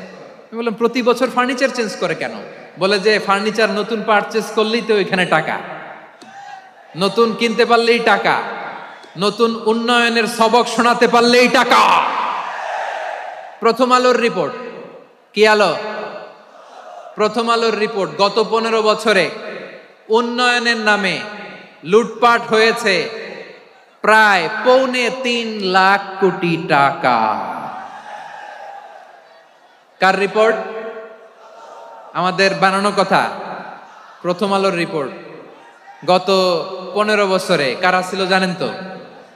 হ্যাঁ, শুধু ওনাদেরকেই দোষ দিয়ে লাভ নাই। স্বাধীনতার পর থেকে শুধু শাসকের হাত বদল হয়েছে, আমরা কিছু পাই নাই, ঠিক কিনা বলেন? শুধু ওনাদের দোষ দিয়ে কি লাভ? একদল খাইছে, আরেক দল খাওয়ার জন্য রেডি হয়ে আছে। আমরা এরকম চাই না। আমরা চাই স্বাধীন সার্বভৌম বাংলাদেশ। আমরা চাই দুর্নীতিমুক্ত বাংলাদেশ। আমি নিউজটা যে কতবার বললাম, এটা কি সম্ভব? 3.25 লাখ কোটি টাকা লুটপাট, মানে লুটপাট করতে করতে এদেশের জনগণকে ফুটপাতে বসায় দিচ্ছে। প্রিয় ভাইয়েরা, তাহলে জাপানের মানুষও মানুষ, আমরাও মানুষ। সিদ্ধান্ত আপনার, কোন মানুষ হবেন, ভালো মানুষ না খারাপ মানুষ? আজকের আলোচনার বিষয় হচ্ছে মানব সম্পদের উন্নয়ন, human resource development. It's a process to increase the capacity of knowledge, skill, capacity of the people of a country. একটা দেশের মানুষের জ্ঞান, তাদের দক্ষতা কি করে বাড়ানো যায়, বাড়িয়ে দেশের উন্নয়ন করানো যায়, এটাই হচ্ছে মানব সম্পদ উন্নয়নের মূল কথা। তাহলে মানব সম্পদ হচ্ছে একটা দেশের সবচাইতে শক্তিশালী পুঁজি। প্রাকৃতিক সম্পদ, খনিজ সম্পদের চেয়েও দামি হচ্ছে মানব সম্পদ। আমার প্রিয় যশোর, প্রাকৃতিক সম্পদ, খনিজ সম্পদের চেয়ে দামি সম্পদ কি সম্পদ? আল্লাহ তাআলা দয়া করে আমাদেরকে এই মানব সম্পদ দিয়েছেন। আসুন আমাদের এই মানুষগুলোকে আমরা সোনার মানুষ বানাই। রাজি আছেন তো সবাই? রাজি আছেন? মানুষ পারে না এমন কোনো কিছু নাই, চাইলে সব পারে। এজন্য মানুষকে তারবিয়া দিতে হবে, যথাযথভাবে তাদেরকে গড়তে হবে। আসুন আমরা সিরাতের আয়নায় বিশ্বনবীর জীবনী থেকে দেখি তিনি কিভাবে হিউম্যান রিসোর্সকে ম্যানেজ করতেন, বিশ্বনবী কিভাবে এই মানব সম্পদকে ম্যানেজ করতেন। বিশ্বনবী he was a very good talent hunter, চৌকস ট্যালেন্ট হান্টার ছিল। কার মধ্যে কি ট্যালেন্ট আছে দেখলেই বুঝে ফেলতেন। সুবহানাল্লাহ পড়বেন না? কি নবী আমরা পেয়েছি! He was a very good talent hunter. আমার নবী তিনি চৌকস ট্যালেন্ট হান্টার ছিলেন। কার মধ্যে কি প্রতিভা বের করতেন, ওই প্রতিভাকে ইসলামের কল্যাণে কাজে লাগাতেন। সুবহানাল্লাহ বলেন। যাকে যেই জায়গায় সেট করলে ভালো হবে তাকে ওই জায়গায় সেট করতেন। কয়েকজন সাহাবীর জীবনী শোনাই। আবু মাহজুরা রাদিয়াল্লাহু তাআলা আনহু, মক্কার মুয়াজ্জিন, আগে ছিল মুশরিক, পরে হয়েছে মুমিন। উনি কিভাবে মুমিন হইলেন এই ঘটনাটা একটু আপনাদের শোনাতে চাই। হুনাইনের যুদ্ধ, 8ম হিজরি, বিষ্ণু ইসলাম হুনাইনের যুদ্ধ শেষে ফিরতেছেন। পথিমধ্যে বেলাল রাদিয়াল্লাহু তাআলা আনহু, 8ম হিজরি। কত হিজরি? সবাই বলেন না একটু, কত হিজরি? 8ম হিজরিতে হুনাইনের যুদ্ধে রাসূল সাল্লাল্লাহু আলাইহি ওয়াসাল্লাম ফিরে আসতেছেন মদিনায়। পথিমধ্যে বেলাল রাদিয়াল্লাহু তাআলা আনহু আজান দিচ্ছেন। কি দিচ্ছেন? তো পাশে ছিল মুশরিকদের একটা পল্লী, কিছু মুশরিক তরুণ, কিছু অমুসলিম কিশোর, তারা আজানকে ব্যঙ্গ করতেছে। আমাদের বাংলায় মুখ ভেঙ্গানো বলে আর কি। বেলাল রাদিয়াল্লাহু তাআলা আনহু আজান দিচ্ছেন, ওই বাচ্চাগুলো মুশরিক, তো ওরা আজানকে ব্যঙ্গ করতেছে, বিকৃতি করে ওরাও আজান দিচ্ছে। উদ্দেশ্য হচ্ছে আজানকে নিয়ে ঠাট্টা করা। উদ্দেশ্য, ব্যাপারটা মনে কষ্ট পাওয়ার মতো ব্যাপার না? কিন্তু বিশ্বনবী ওইখানে দেখেন কি খুঁজলেন। বিশ্বনবী খেয়াল করলেন অমুসলিম কিশোরদের মধ্যে থেকে একটা কিশোরের গলাটা বড় দরাজ গলা, কণ্ঠটা বড় সুন্দর। খেয়াল করে দেখলেন যে কিছু কিশোর বেলালের আজানকে ব্যঙ্গ করে, বিকৃতি করে, কিন্তু একজনের কণ্ঠ দেখতে পাচ্ছেন না এত দূরে, কিন্তু কণ্ঠটা বড় সুন্দর, দরাজ গলা। বিশ্বনবী সাহাবীদেরকে বললেন, ধরো এগুলারে, ধরো। সবগুলারে ধরে বিশ্বনবী সামনে আনা হলো। ওরা হাঁটু গেড়ে বসলো।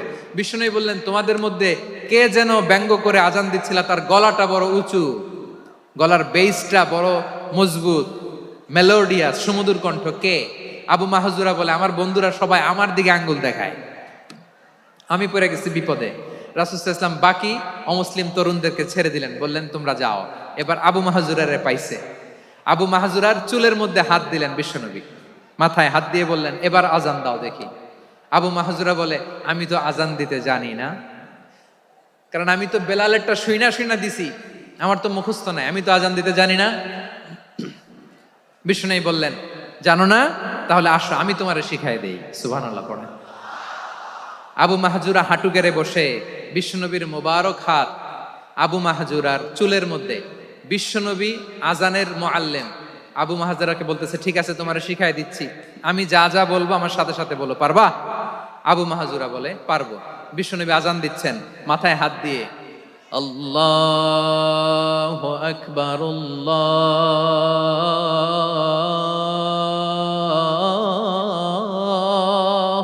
আকবার। আবু মাহজুরা এই বাক্যটা পড়লেন। বিশ্বনবী দ্বিতীয় বাক্য পড়তে আরম্ভ করলেন, আল্লাহু আকবার,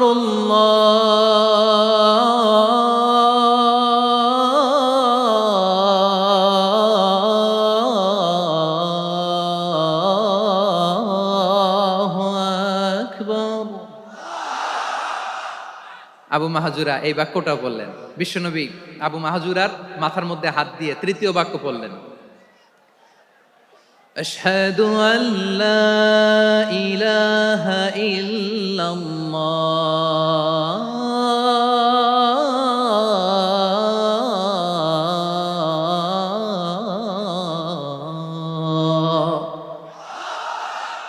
আবু মাহাজুরা তৃতীয় বাক্য পড়লেন। বিশ্বনবী একটা বাক্য পরে আবু মাহাজুরা পরে, বিশ্বনবী পরে আবু মাহাজুরা পরে। আবু মাহাজুরা কিন্তু অমুসলিম, মুশরিক। আবু মাহাজুরা বলে, এক একটা বাক্য পড়ি আমার কলিজাটা গলে ঠান্ডা হয়ে যায়। এতদিন মোহাম্মদকে গালি দিতাম, এখন মোহাম্মদ আমার মাথায় যখন হাত রাখছে আমার সারা শরীর ঠান্ডা হয়ে গেছে। বিশ্বনবী আজান শিখাচ্ছেন, একটা একটা বাক্য পড়ে আবু মাহাজুরাও পড়ে, বিশ্বনবী পড়ে আবু মাহাজুরাও পড়ে। পুরো বাক্যগুলো যখন শেষ, আজান শেষ, আবু মাহাজুরাও যখন পুরো আজান পড়লেন, আবু মাহাজুরা বললেন, এতদিন মোহাম্মদের চেহারা দেখলে আমার ঘৃণা লাগতো, আজ থেকে মোহাম্মদের চেহারার চেয়ে প্রিয় চেহারা আমার কাছে নাই। আবু মাহাজুরা বললেন, ও মুহাম্মদ, আজানের বাক্য তো আপনি আমারে শেখালেন, এখানেই শেষ করবেন না, আপনি আমারে পড়ায় দেন। লা ইলাহা ইল্লাল্লাহু মুহাম্মাদুর রাসূলুল্লাহ সাল্লাল্লাহু আলাইহি ওয়াসাল্লাম। বিশ্বনবীর সাথে দাঁড়িয়ে উনি শাহাদা পড়ে মুসলমান হয়ে গেলেন। এবার আবু মাহাজুরা বলে, ইয়া রাসূলুল্লাহ, ইয়া হাবিবাল্লাহ, আমি মুমিন হয়েছি, মুসলমান হয়েছি, আপনার কাছ থেকে আজান শিখার সৌভাগ্য আমি লাভ করেছি গো নবী। আমার কণ্ঠের বড় তারিফ করেছেন, আপনি আমার আজানকে আপনি পছন্দ করেছেন। একটা জিনিস আপনার কাছে চাই, আপনি আমাকে মক্কার মসজিদুল হারামের মুয়াজ্জিন হিসেবে অ্যাপয়েন্ট করে দে। বিষ্ণু ইসা ইসলাম বললেন, যাও আবু মাহজুরা, আমি তোমাকে পৃথিবীর শ্রেষ্ঠতম মসজিদ মক্কার মসজিদুল হারামের মুয়াজ্জিন হিসেবে অ্যাপয়েন্ট করে দিলাম। দেখছেন কিভাবে ট্যালেন্ট হান্টিং করতে হয়, কিভাবে হিউম্যান রিসোর্স মানব সম্পদকে ব্যবহার করতে হয়। আসছিল আজানকে ভেঙ্গাইতে, আসছিল কেন? আজানকে ব্যঙ্গ করার জন্য, বিকৃত করার জন্য। আজানকে বিকৃত করতে যে ইসলামের সবচেয়ে শ্রেষ্ঠ মসজিদের মুয়াজ্জিন হয়ে গেল। পড়েন সুবহানাল্লাহ। হযরত আবু মাহজুরা রাদিয়াল্লাহু তাআলা আনহু ওনার এই সুললিত কণ্ঠ ব্যবহার করে মসজিদুল হারামে এত সুন্দর করে আল্লাহু আকবার বলে আজান দিতেন। মানুষগুলোর, মুসল্লিগুলোর, মক্কাবাসীর হৃদয়কে তিনি বিগলিত করে দিতেন। মানুষের হৃদয়কে ঠান্ডা হয়ে যেত। শুধু এখানেই শেষ না আমার যশোরের ভাইয়েরা। বিশ্বনবী যখন সাইয়েদনা আবু মাহজুরা রাদিয়াল্লাহু তাআলা আনহুকে আজান শিখাচ্ছিলেন, বলেন তো বিশ্বনবীর হাতটা কোথায় ছিল? আবু মাহজুরার মাথার সামনে, এই চুলের উপরে ছিল। আবু মাহজুরা ওই স্মৃতিটাকে ধারণ করবার জন্য, ওই স্মৃতিকে বহন করার জন্য বিশ্বনবীর মোবারক হাত আবু মাহজুরার কপালের চুলের যেই জায়গায় লেগেছে, মৃত্যুর আগের দিন পর্যন্ত আবু মাহজুরা মাথার ওই চুলে কোনোদিন ছুরি আর কামার লাগায় নাই, সেখানে কেচি লাগায় নাই, চুলের মধ্যে খুর লাগায় নাই। আবু মাহজুরা ডান দিকের চুল কাটতো, বাম দিকের চুল কাটতো, পেছনের চুল কাটতো, সামনের চুল কাটতো না। আবু মাহজুরা রাদিয়াল্লাহু তাআলা আনহুর সামনের চুলগুলো বড় হতে হতে যখন এত বড় হয়ে যায়, তিনি চুলগুলো পেঁচিয়ে মাথার মধ্যে রাখতেন। তারপরে তিনি পাগড়ি পরতেন। সবাই জিজ্ঞেস করতো, আবু মাহজুরা, এটা আবার কেমন স্টাইল?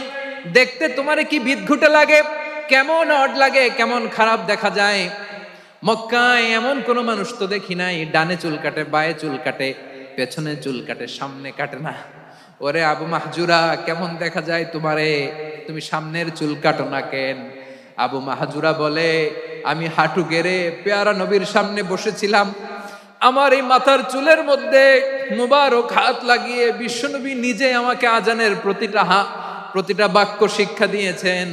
বিশ্বনবীর মোবারক হাত, পবিত্র হাত আমার মাথার চুলের যেই জায়গায় লেগেছে, আমি চাই ওই চুলগুলা নিয়ে আমি আমার কবরের ভিতরে যাব। সাইয়েদনা আবু মাহজুরা রাদিয়াল্লাহু তাআলা আনহু ইন্তেকালের আগের পর্যন্ত মাথার সামনের চুলগুলা কাটে নাই।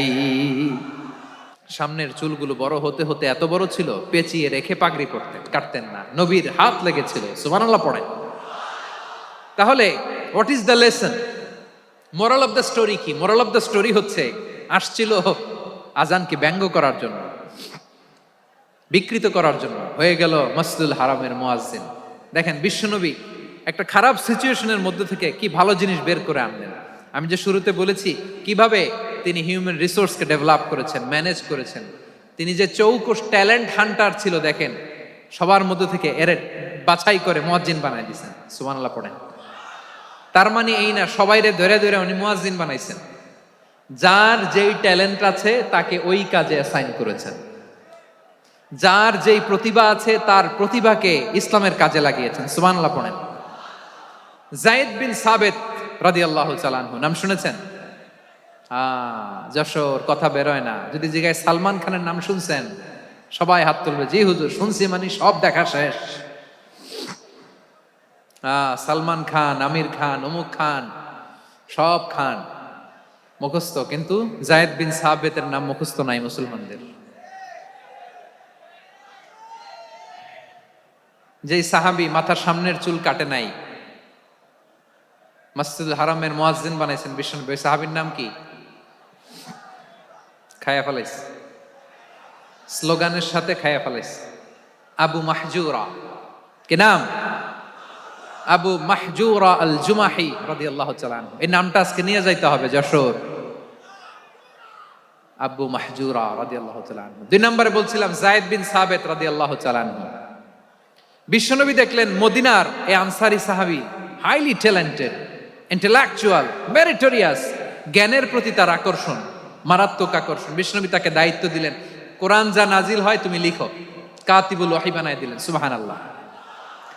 যায়েদ বিন সাবিতরে আবার আজান শিখান নাই, কারণ তার মধ্যে বিশ্বনবী প্রতিভা দেখেছেন, একাডেমিক প্রতিভা। বিশ্বনবীর একাডেমিক প্রজেক্টগুলো তিনি হ্যান্ডেল করতেন। যায়েদ বিন সাবিত ছিল বিশ্বনবীর ব্যক্তিগত সচিব। কি ছিল? ব্যক্তিগত সচিব। বোঝেন নাই? বিশ্বনবীর ব্যক্তিগত সচিব এবং দোভাষী।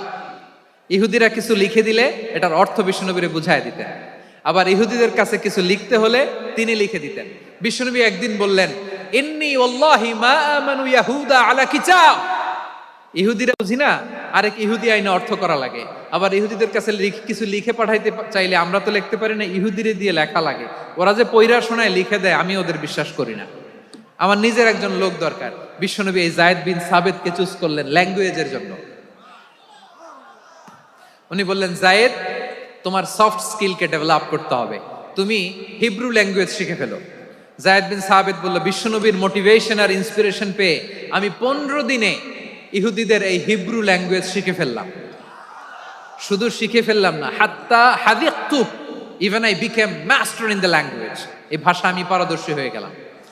এরপরে ইহুদিরা চিঠি লিখে পাঠালে আর কোনো ইহুদি ডাকা লাগতো না, আমি নবীর এটার অর্থ শুনে পরে বুঝায় দিতাম। আবার ইহুদিদের কাছে চিঠি লেখা লাগলে আমি যায়েদ বিন সাবিত চিঠি লিখে দিতাম। সুবহানাল্লাহ। দেখেন, এত সাহাবীর মধ্য থেকে বিশ্বনবীর একাডেমিক প্রজেক্ট, ব্যক্তিগত সচিব, দোভাষী হিসেবে তিনি যায়েদ বিন সাবিতের মতো তরুণকে নির্বাচিত করেছেন। কেমন ট্যালেন্ট হান্টার ছিল আমার নবী। সুবহানাল্লাহ পড়বেন না? বিশ্বনবীর ইন্তেকালের পরে সাইয়েদনা আবু বকর রাদিয়াল্লাহু তাআলা আনহু যখন খলিফা হয়ে আসলেন, কোরআনকে সংকলনের দায়িত্ব দেয়া লাগবে, কোন সাহাবীকে দিবেন? সব সাহাবারা মিলে পরামর্শ করলেন। সাইয়েদনা আবু বকর, ওমর সবাই মিলে এই বিশাল কোরআন সংকলনের গুরু দায়িত্ব বিশ্বনবীর ব্যক্তিগত সচিব, বিশ্বনবীর দোভাষী, বিশ্বনবীর সিলেক্ট করাই লোক যায়েদ ইবনে সাবিত রাদিয়াল্লাহু তাআলা আনহুকে দিয়েছে। কোরআনের কপি তো আজকে এখানে রাখে নাই। এই যে আজকের যে কোরআন পড়েন, এটা আগে এরকম ছিল না। কোরআন নাজিল হলে সাহাবারা চামড়ার, ওটের চামড়ায় লিখে ফেলতো, ওটের চ্যাপ্টা হাড্ডির মধ্যে লিখে ফেলতো, গাছের গুড়ির মধ্যে লিখে ফেলতো, বিভিন্ন জনের কাছে ছড়ানো ছিটানো ছিল। আবু বকর রাদিয়াল্লাহু তাআলা আনহু একসাথে করলেন, পরবর্তীতে উসমান রাদিয়াল্লাহু তাআলা আনহু একসাথে করলেন 114 সূরার। এখন এই মুসহাফ, এই কম্পাইলেশন, এই কপি আমরা পেয়েছি, যার হিউজ কন্ট্রিবিউশন ছিল। এই পুরো কোরআন কম্পাইলেশনের প্রজেক্ট ম্যানেজার ছিল যায়েদ বিন সাবিত রাদিয়াল্লাহু তাআলা। কোরআন কম্পাইলেশনের প্রজেক্ট ম্যানেজার। দেখেন, উনারে মাথায় হাত দিয়ে আজান শিখায় নাই। সুবহানাল্লাহ কইবেন না? তাহলে প্রথম সাহাবী আবু মাহজুরাকে মুয়াজ্জিন বানাইলেন, যায়েদ বিন সাবিতকে ব্যক্তিগত সচিব আর দোভাষী বানালেন, মুসআব ইবনে উমাইর রাদিয়াল্লাহু তাআলা আনহুকে ইসলামের প্রথম অ্যাম্বাসেডর বানালেন। তাহলে তৃতীয় নাম্বার একজন সাহাবীর নাম বলছি, Musab ibn Umair. He was the first ambassador in ইসলাম।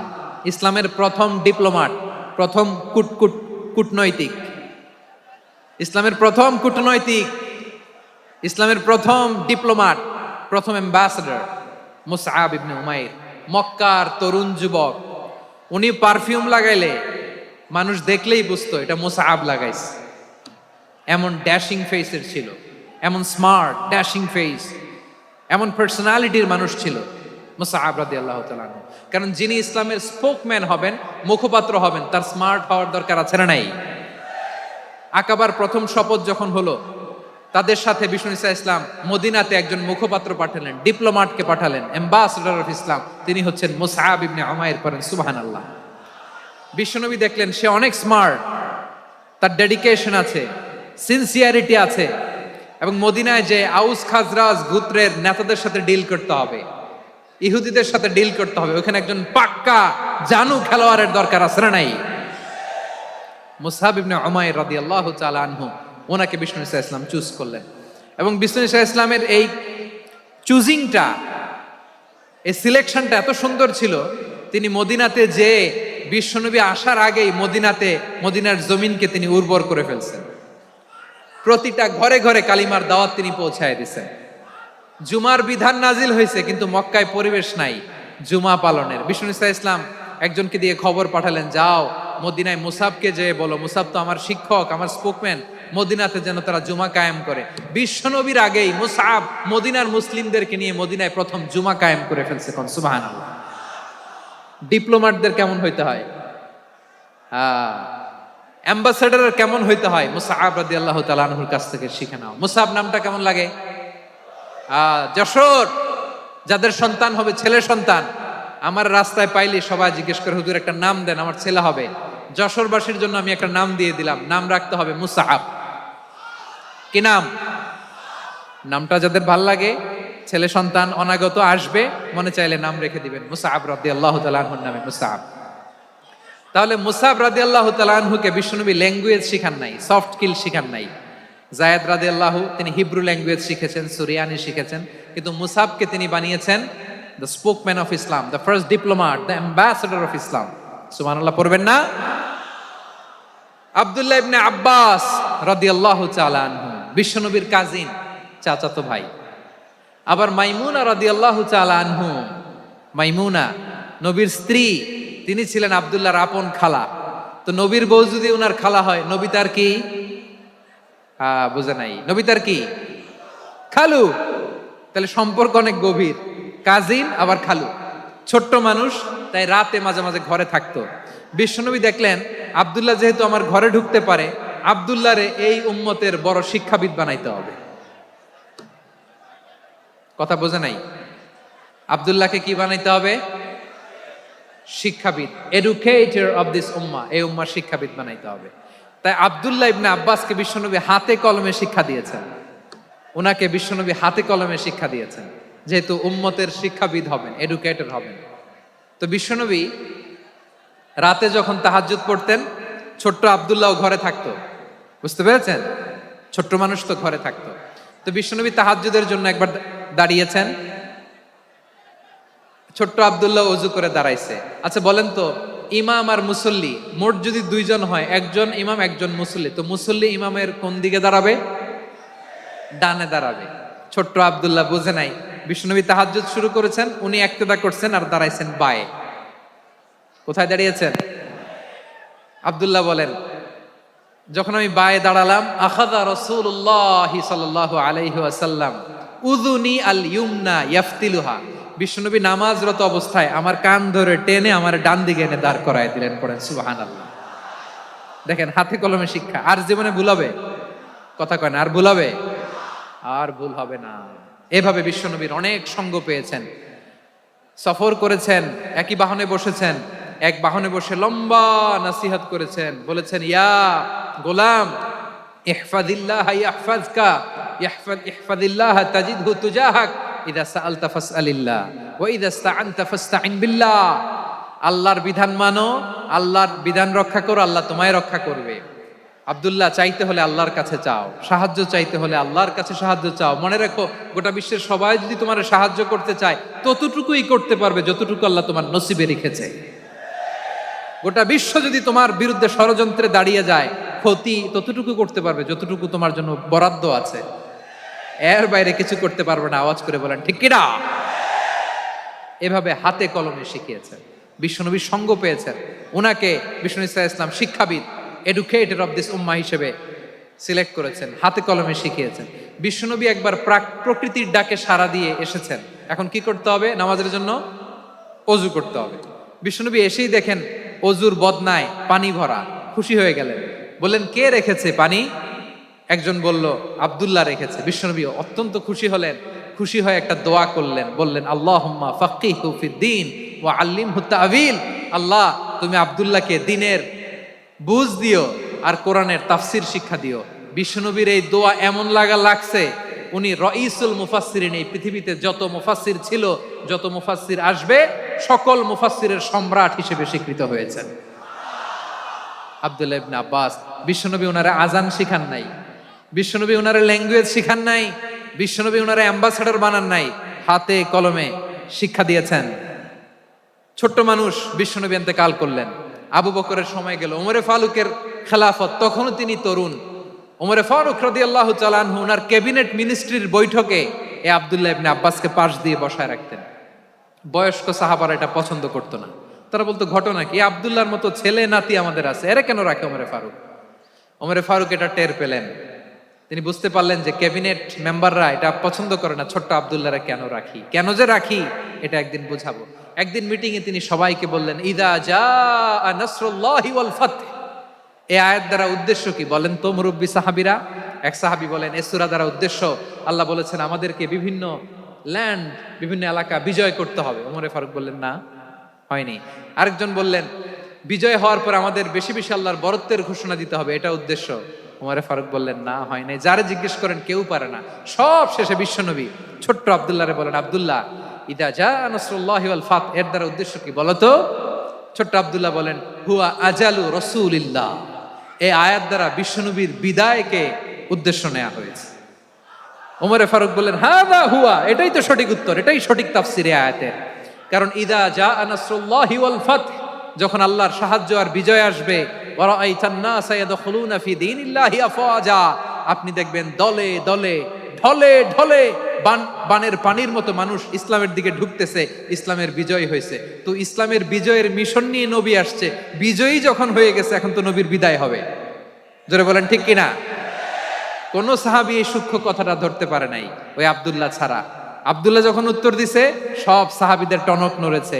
এরপর থেকে কোন ক্যাবিনেট মিটিং এ আর কোন সাহাবারা কোনো প্রশ্ন করে নাই। আওয়াজ করে পড়েন সুবহানাল্লাহ। বিশ্বনবী আব্দুল্লাহ ইবনে আব্বাসকে দ্য এডুকেটর অফ দ্য উম্মাহ, উম্মার শিক্ষাবিদ হিসেবে গ্রহণ করেছেন। আওয়াজ করে পড়তে হবে আল্লাহু আকবার। সাহাবীদের নামগুলো মনে থাকবে? এক নম্বরে আবু মাহজুরা, মুয়াজ্জিন বানাইছেন। যায়েদ ইবনে সাবিত, দোভাষী, ট্রান্সলেটর অফ প্রফেট, এবং তিনি ছিলেন বিশ্বনবীর ব্যক্তিগত সচিব। Musab ibn Umair, the first ambassador and diplomat of Islam. Abdullah ibn Abbas, এই উম্মার সবচেয়ে বড় এডুকেটর, শিক্ষাবিদ। আরেকজন ছিল আব্দুল্লাহ ইবনে মাসউদ রাদিয়াল্লাহু তাআলা। দুই আব্দুল্লাহ, আব্বাস গেল, আরেকজন হচ্ছে মাসউদ। মক্কার তরুণ, ছাগল পালতো মুশরিকের। বিশ্বনবী আর আবু বকর রাদিয়াল্লাহু তাআলা আনহু একবার গেলেন, যে দেখে এই তরুণ দাঁড়ায় আছে। বিশ্বনবী বলেন, আমি খুব ক্ষুধার্ত, তোমার কাছে কি দুধ আছে ছাগলের? আব্দুল্লাহ ইবনে মাসউদ বলে, আছে। ওয়ালাকিন আনা মু'তামান, কিন্তু যে দুধ আছে এটা আমানতের, আমি দিতে পারবো না। বিশ্বনবী এইটা শুনেই তার টার্গেট করে ফেলছে। আনা মু'তামান, দুধ আছে, কিন্তু এটা আমার মালিকের, আমি তো দরদ দেখাই, আমার মালিকের দুধ আপনি পথিক, আপনারে দিতে পারি না। বিশ্বনবী টার্গেট করে ফেলছেন, এরে আমার কাজে লাগাইতে হবে। বিশ্বনবী বললেন, আচ্ছা ঠিক আছে, দুধ দিও না, কিন্তু এমন ছাগি আছে কিনা যেই ছাগির সাথে কোনো ছাগলের মিলন হয় নাই, তার ওলানে দুধও আসে নাই, বাচ্চাও নাই, এরকম ছাগির থেকে যদি আমি দুধ খাই তাহলে তো সমস্যা নাই। বলতেছে, এরকম ছাগির থেকে দুধ খাইলে সমস্যা নাই, কারণ এরকম ছাগির ওলান থেকে দুধ আসবেও না। বলতেছে, ঠিক আছে, এরকম একটা ছাগি নিয়ে আসা হলো। বিশ্বনবী বিসমিল্লাহ বলে ওই ছাগির ওলানে হাত দিলেন।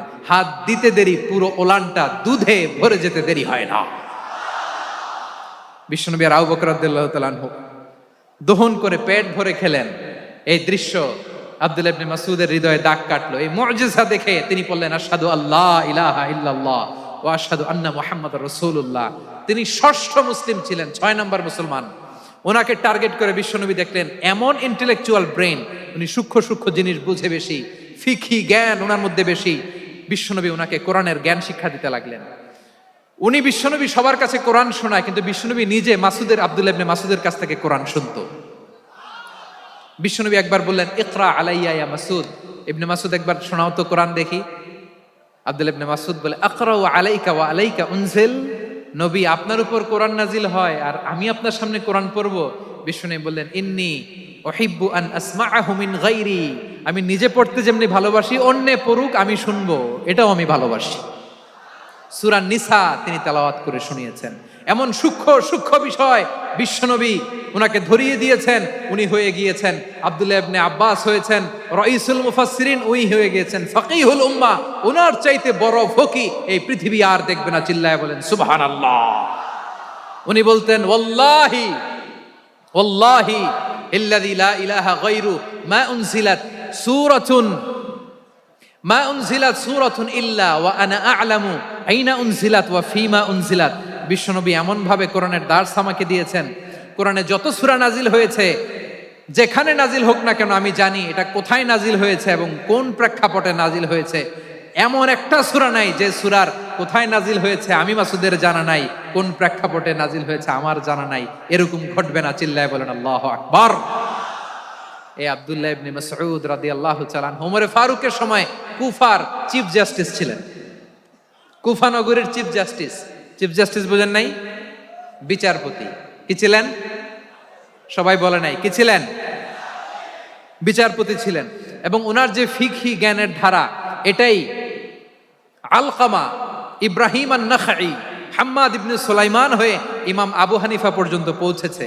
এবং ওনার ফিকহি জ্ঞানের ধারাই হানাফি মাযহাবে অ্যাকসেপ্ট হয়েছে। আজও এগুলো হানাফি মাযহাবে চর্চিত হয়। হানাফি মাযহাবের সব ফিক আব্দুল্লাহ ইবনে মাসউদের ফিকহি জ্ঞানের ধারা থেকে নেওয়া হয়েছে। চিল্লায় পড়েন সুবহানাল্লাহ। তাহলে উনাকে বিশ্বনবী বানিয়েছেন জুরিস্ট, আইনবিদ, ফাকিহ। উনারে আজান শিখান নাই। হিউম্যান রিসোর্স ডেভেলপমেন্ট কিভাবে করবেন, মানব সম্পদের উন্নয়ন কিভাবে করতে হয়, কিভাবে যার যেখানে প্রতিভা কাজে লাগাতে হয় উনি দেখিয়েছেন। সুবহানাল্লাহ পড়বেন না? খালিদ বিন ওয়ালিদ নাম শুনছেন? কে কে শোনেন নাই? হাত তোলেন। কি ছিলেন? বীর যোদ্ধা ছিলেন খালিদ বিন ওয়ালিদ। কিন্তু তিনি ইসলাম ধর্ম গ্রহণ করেছেন অনেক দেরিতে, 8ম হিজরিতে। তার মানে 8ম হিজরির আগে উনি মুশরিকদের পক্ষে লড়াই করেছেন। ওনার হাতে কত মুসলিম সাহাবী যে নিহত হয়েছে হিসাব নাই। বিশ্বনবী টার্গেট করে রাখছে, তুমি আমাদের মুসলিমদের এত ক্ষতি করলা, তুমি যখন মুসলমান হবা তোমারে দিয়ে আমি এমন কাম করামু যে এটা আর কেউ করতে পারবে না। বসুন। খালিদ বিন ওয়ালিদ রাদিয়াল্লাহু তাআলা 8ম হিজরিতে মুসলিম হয়েছেন, মক্কা বিজয়ের আগে।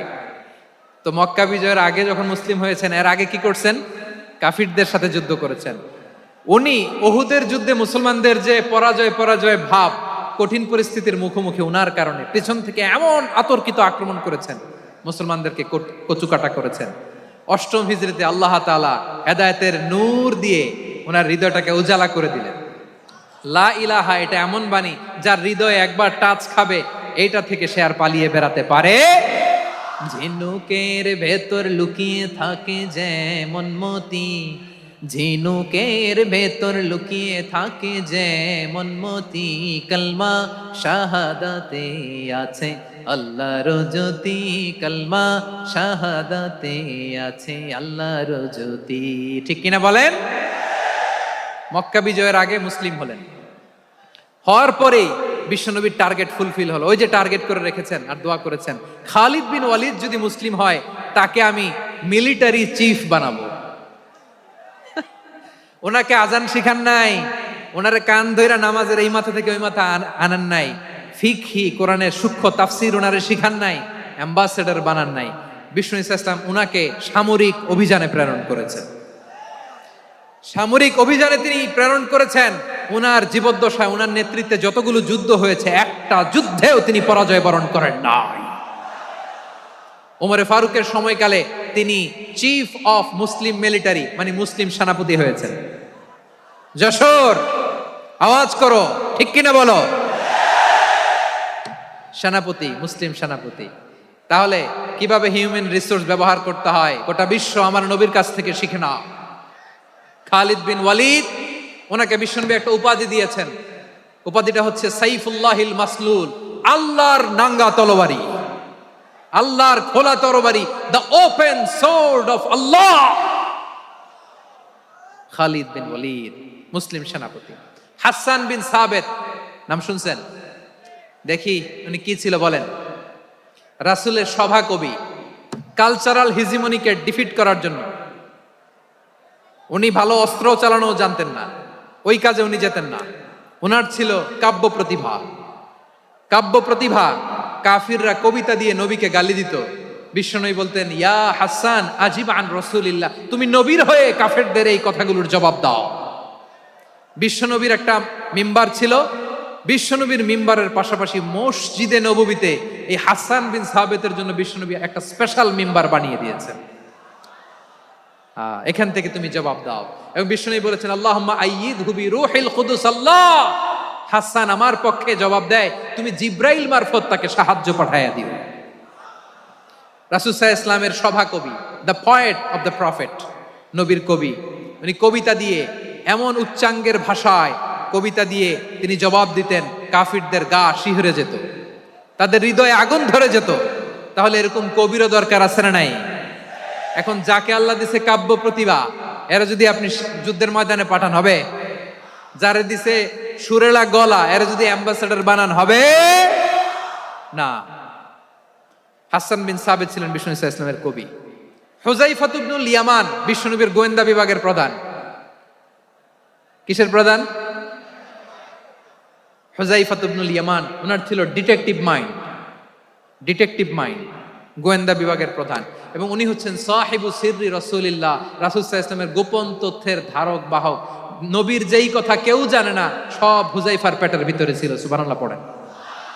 মদিনার যত ইহুদিদের একটা লিস্ট ছিল, এই লিস্ট শুধু দুইজন জানতো, বিশ্বনবী আর হুযায়ফা। সুবহানাল্লাহ পড়বেন না? তাহলে উনাকে কোন দায়িত্ব দিছে? কোন বিভাগ? যশোর, আওয়াজ করো, কোন বিভাগ? গোয়েন্দা বিভাগের হেড ছিল। খন্দকের যুদ্ধে প্রচন্ড আজকের মতো শৈত্য প্রবাহ, মাটি খনন করতে করতে সাহাবীদের পেটে ক্ষুধা নাই, দাঁড়াইতে পারে না নামাজের জন্য, এত ক্লান্ত, ক্ষুধা, ক্লান্ত, শ্রান্ত। বিশ্বনবী বললেন, কে আছো? এই কঠিন শীত, এই ভয় আর ক্ষুধার মধ্যেও খন্দকের পরীক্ষার টপকে শত্রু শিবিরে যে আমাকে তথ্য দিবা, কে আছো?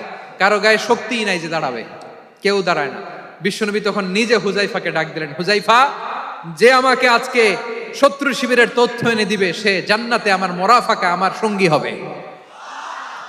হুযায়ফা রাদিয়াল্লাহু ইবনুল ইয়ামান জীবনের ঝুঁকি নিয়ে এই ক্ষুধা, শৈত্য প্রবাহ, কোল্ড ওয়েভসকে উপেক্ষা করে পরীক্ষা টপকে শত্রু শিবিরে যে সবার কথাগুলো চুপে চুপে শুনে বিশ্বনবীর দরবারে এসে গোয়েন্দাদের মতো তথ্য সরবরাহ করেছে। বিশ্বনবীর গোয়েন্দা বিভাগের প্রধান হুযায়ফা ইবনুল ইয়ামান ইন্টেলিজেন্স বিভাগ চালাতেন। মুনাফিকদের নাম ওনার কাছে ছিল। মুআয ইবনে জাবাল মদিনা রাষ্ট্রের সবচেয়ে সিনিয়র আমলা ছিলেন। আমলাতন্ত্র চিনেন তো? প্রশাসনিক কাজ যারা চালায়, অ্যাডমিনিস্ট্রেশন বুঝেন না? The department of administration. মদিনার রাষ্ট্রের সিনিয়র আমলা মুআয ইবনে জাবাল মুতাখাসসিসুন ফিল হালাল ওয়াল হারাম, হালাল হারামের স্পেশালিস্ট ছিলেন। বিশ্বনবী উনাকে ইয়ামানের গভর্নর করে পাঠাইছেন। বলেছেন, ইন্নাকা তা'তি কওমান আহলা কিতাব, এমন গোষ্ঠীর কাছে যাবা যারা ইহুদি নাসারা, আগে শাহাদা পড়লে এরপরে নামাজের দাওয়াত দিও, নামাজ পড়লে যাকাতের দাওয়াত দিও। গভর্নরের অ্যাটিটিউড যেমন থাকে তেমন অ্যাটিটিউড ধরে রেখো। সুবহানাল্লাহ পড়েন। তাহলে মুআয ইবনে জাবালকে দিয়ে বিশ্বনবী কবিতা লেখায় নাই, চিঠি লেখায় নাই, আজান দেওয়ায় নাই। সুবহানাল্লাহ পড়বেন না? সব শেষ সাহাবী বলি আবু হুরায়রা রাদিয়াল্লাহু তাআলা, নাম শুনছেন? বিড়ালের বাবা। কি করতেন? খালি হাদিস মুখস্থ করতেন। উনি বলতেন, আলজামু রাসূলুল্লাহ আলা মিলই বাতনি, আমার শুধু পেটের ক্ষুধার বন্দোবস্ত হইলে আমি নবীর সঙ্গ ছাড়তাম না। আমার আনসার সাহাবারা ক্ষেত খামারের কাজ করত, আমার মুহাজির সাহাবারা ব্যবসা করত, আর আমি নবীর সাথে সাথে থাকতাম। শুধু সকাল বিকাল দুই বেলা যদি আমার খাবারের বন্দোবস্ত হয়, আমি আর নবীর লক ছাড়ি না। সুবহানাল্লাহ কইবেন না? 5374টা হাদিস তিনি বর্ণনা করেছেন। সবচেয়ে বেশি হাদিস বর্ণনাকারী সাহাবী। হাদিস প্রিজার্ভেশনের কাজে বিশ্বনবী ওনাকে কাজে লাগিয়েছেন। উনি একদিন বলেন, ইয়া রাসূলুল্লাহ আসমাউ মিনকা কাসীরান ফালা আহফাজু। নবী অনেক কথা শুনি, আমার মনে থাকে না। বিষ্ণু বললেন, তাই? উবসুত রিদাক, তোমার চাদরটা বিছাও। আবু হুরায়রা বিছালেন, বিশ্বনবী হাত বুলায় দিলেন, এরপরে অনেক হাদিস বর্ণনা করলেন। আবু হুরায়রা বলে, তারপর থেকে বিশ্বনবী যাই বর্ণনা করে আমি শুনি আর একটাও বলি না। এখন সুবহানাল্লাহ। বিশ্বনবী ওনাকে হাদিস প্রিজার্ভেশন, নবীর এই যে লক্ষ্য হাদিস প্রিজার্ভেশনের এই দায়িত্ব দিয়েছেন সাইয়েদনা আবু হুরায়রা রাদিয়াল্লাহু তাআলা আনহুকে। প্রিয় ভাইরা, তাহলে 10 জন সাহাবীর কথা যে বললাম, আপনারা কি খেয়াল করেছেন কত বড় ট্যালেন্ট হান্টার, চৌকস ট্যালেন্ট হান্টার ছিল আমার নবী। এক একজনের এক এক ট্যালেন্ট এক এক কাজে অ্যাসাইন করেছেন, এক একজনকে এক এক দায়িত্ব দিয়েছেন, এক একজনের প্রতিভাকে এক একভাবে বিকশিত হওয়ার সুযোগ দিয়েছেন। আওয়াজ করে বলেন ঠিক কি না? এখন আমার পর্দার আড়ালে আমার মায়েরা বলবে, এতগুলো পুরুষ সাহাবীর কথা বললো, নারী সাহাবীরা কি কিছু করে নাই? হ্যাঁ, একজন নারী সাহাবীর কথা বলে মোনাজাত হবে, দোয়া ছাড়া কেউ যাব না। রুফাইদা আল আসলামিয়া রাদিয়াল্লাহু তাআলা আনহা, ওনার বাবার নাম সাআদ আল আসলামি। বিশ্বনবী কি খেয়াল করলেন দেখেন, সাআদ ছিল মদিনার বড় ডাক্তার। এই নারী সাহাবী রুফাইদা বাবার কাছ থেকে চিকিৎসা বিদ্যা শিখেছেন। যখন শিখছে, বিশ্বনবী দেখলেন আমার তো প্রতি সপ্তাহে সপ্তাহে যুদ্ধে আহত সাহাবীদের সেবা দিবে কে? বিশ্বনবী রুফাইদাকে বললেন, রুফাইদা তুমি মসজিদে নববীর পাশে একটা মেডিকেল ক্যাম্প করো। এই যে সাকিনা আদ্দিন মেডিকেলের আমার ছাত্রী বন্ধুরা, শুনে রাখো, তোমাদের আইকন হচ্ছে এই রুফাইদা আল আসলামিয়া। বিশ্বনবীর ডিরেকশন অনুযায়ী তিনি মসজিদে নববীর পাশে একটা মেডিকেল ক্যাম্প করলেন এবং আহত সাহাবাদের চিকিৎসা উনি ওনার টিম নিয়ে দিতেন। বিশ্বনবীর পরামর্শে উনি আনসারি এবং মুহাজির মহিলা সাহাবীদেরকে নিয়ে একটা স্পেশাল মেডিকেল টিম গঠন করলেন। খায়বার যুদ্ধে 7ম হিজরিতে যখন বিশ্বনবী যায়, উনি ওনার টিম নিয়ে আসলেন, বললেন, ইয়া রাসূলুল্লাহ আমরা তো তলোয়ার চালাতে পারি না, আমরা তো তীর মারতে পারি না, দেন খায়বার অভিযানে আমি আমার টিম নিয়ে মেডিকেল টিমের সেবাটা সার্ভিসটা দিতে চাই। পড়েন সুবহানাল্লাহ। বিশ্বনবী অনুমতি দিলেন, যোদ্ধা সাহাবীদের সাথে রুফাইদা আল আসলামিয়া উনিও মেডিকেল টিম নিয়ে অগ্রসর হলেন। খায়বারের প্রতিটা আহত ইনজুর্ড সাহাবী যারা ইনজুরির শিকার হয়েছেন, সবাই রুফাইদা আল আসলামিয়ার এই মেডিকেল ক্যাম্প থেকে চিকিৎসা সহায়তা পেয়েছেন। সুবহানাল্লাহ পড়েন। দেখেন কিভাবে বিশ্বনবী ট্যালেন্ট বাছাই করতেন। আপনি অবাক হবেন, বাহরাইনের মেডিকেল ইউনিভার্সিটিতে রুফাইদা আল আসলামিয়া মেডিকেল প্রাইজ অ্যাওয়ার্ড প্রতি বছর দেয়া হয়। যদি 8 দিনের এই মেডিকেল, আমার বোনেরা যদি জেনে থাকো জানো, না হলে নতুন করে জানো, সার্চ দিও, রুফাইদা আল আসলামিয়া মেডিকেল অ্যাওয়ার্ড বাহরাইনের ইউনিভার্সিটিতে দেয়া হয়। প্রিয় ভাইয়েরা, তাহলে আলোচনার সামারি আমরা করি। বিশ্বনবী যার যেখানে ট্যালেন্ট তাকে ওইখানে কাজে লাগাতেন। আওয়াজ করে বলেন ঠিক কিনা? এবার একটা ইন্টারভিউ হবে, আওয়াজ করে বলেন, আবু মাহজুরাকে বিশ্বনবী কি বানাইছেন? হ্যাঁ, ভুলে গেছেন? সামনের চুলে হাত দিয়ে বিশ্বনবী কি সুন্দর গলায় আজান শিখালেন। মুয়াজ্জিন। যায়েদ বিন সাবিতকে একাডেমিক প্রজেক্টের দায়িত্ব দিয়েছেন, তিনি ছিলেন বিশ্বনবীর দোভাষী ব্যক্তিগত সচিব। Musab ibn Umair, the first ambassador of Islam. Abdullah ibn Abbas, উম্মার বড় শিক্ষাবিদ মুফাসসির। আব্দুল্লাহ ইবনে মাসউদ ছিলেন জুরিস্ট। কি ছিলেন? জুরিস্ট ছিলেন, এই উম্মার সবচেয়ে বড় জুরিস্ট। খালিদ বিন ওয়ালিদ, সেনাপ্রধান। হাসান বিন সাবিত ছিলেন বিশ্বনবীর সভাকবি। কি ছিলেন? বিশ্বনবীর সভাকবি ছিলেন। এরপরে হুযায়ফা ইবনুল ইয়ামান কি ছিলেন? গোয়েন্দা বিভাগের প্রধান। মুআয ইবনে জাবাল কি ছিলেন? সিনিয়র আমলা, ইয়ামানের গভর্নর। আবু হুরায়রা রাদিয়াল্লাহু তাআলা আনহু হাদিস প্রিজার্ভেশনের কাজ করেছেন। আর আমাদের রুফাইদা আল আসলামিয়া রাদিয়াল্লাহু তাআলা আনহা কি ছিলেন? নার্স ছিলেন। নার্স হয়ে মেডিকেল সেবা দিয়েছেন। প্রিয় ভাইরা, পুরো আলোচনার যদি সামারি করি, তাহলে বিশ্বনবী যেভাবে হিউম্যান রিসোর্সকে ম্যানেজ করেছেন, যার যেখানে প্রতিভা কাজে লাগিয়েছেন, আমরাও যদি করি, আমাদের বাংলাদেশের চিত্র আমরা পাল্টে দিতে পারবো। আমরা শুরুতে শুনেছি মানুষের আছে অসীম সম্ভাবনা, প্রতিটা মানুষ অনন্য, যত্ন নিলে, যথাযথ পরিচর্যা করলে মানুষ বিশ্ব জয় করতে পারে, ঠিক কিনা?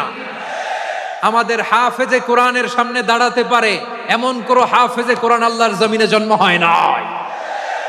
গোটা বিশ্ব কাঁপিয়ে তারা সেরা, আমাদের ক্রিকেটাররা সেরা, আমাদের তৈরি পোশাক শিল্প সেরা, এরকম অনেক অনেক সেরা জিনিস আছে। আমরা এগুলোরে নার্চারিং করতে পারি নাই, পরিচর্যা করতে পারি নাই, সঠিক তারবিয়াতের অভাব। তাহলে মানুষের অসীম সম্ভাবনাকে কাজে লাগাতে হবে, ঠিক কিনা বলেন?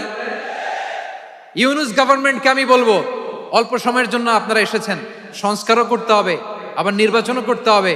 সব সংস্কার হতে করতে পারবেন না, যতটুকু পারবেন এর মধ্যে আমাদের যে হিউজ ম্যান পাওয়ার, আমাদের যে মানব সম্পদ, হিউম্যান রিসোর্স, এটাকে ডেভেলপ করে আপনাদের যেতে হবে। যেটা পারবেন না সেটাকে পরবর্তী নির্বাচিত গভর্নমেন্টের কাছে রেখে যেতে হবে, যে তারা যেন করে, তাদের কাছে আপনারা এটা রেখে যাবেন। তাহলে মানুষ চাইলে বিশ্ব জয় করতে পারে, আর মানুষকে হারাতে পারে কেউ? জোরে বলো যশোর, মানুষকে হারাতে পারে কেউ? আল্লাহ আমাদেরকে জনসংখ্যা দিয়েছেন প্রিয় ভাইয়েরা, এই জনসংখ্যা অনেক বড় সম্পদ, এটা আমাদের জন্য অভিশাপ নয়, আশীর্বাদ। আমাদের জনসংখ্যাকে যদি আমরা জনশক্তিতে রূপান্তর করতে পারি, আজকে বাংলাদেশ যে অবস্থানে দাঁড়িয়ে আছে, বাংলাদেশ তার 20 গুণ উন্নতির শিখরে চলে যাবে। চিল্লায় বলো ঠিক কিনা?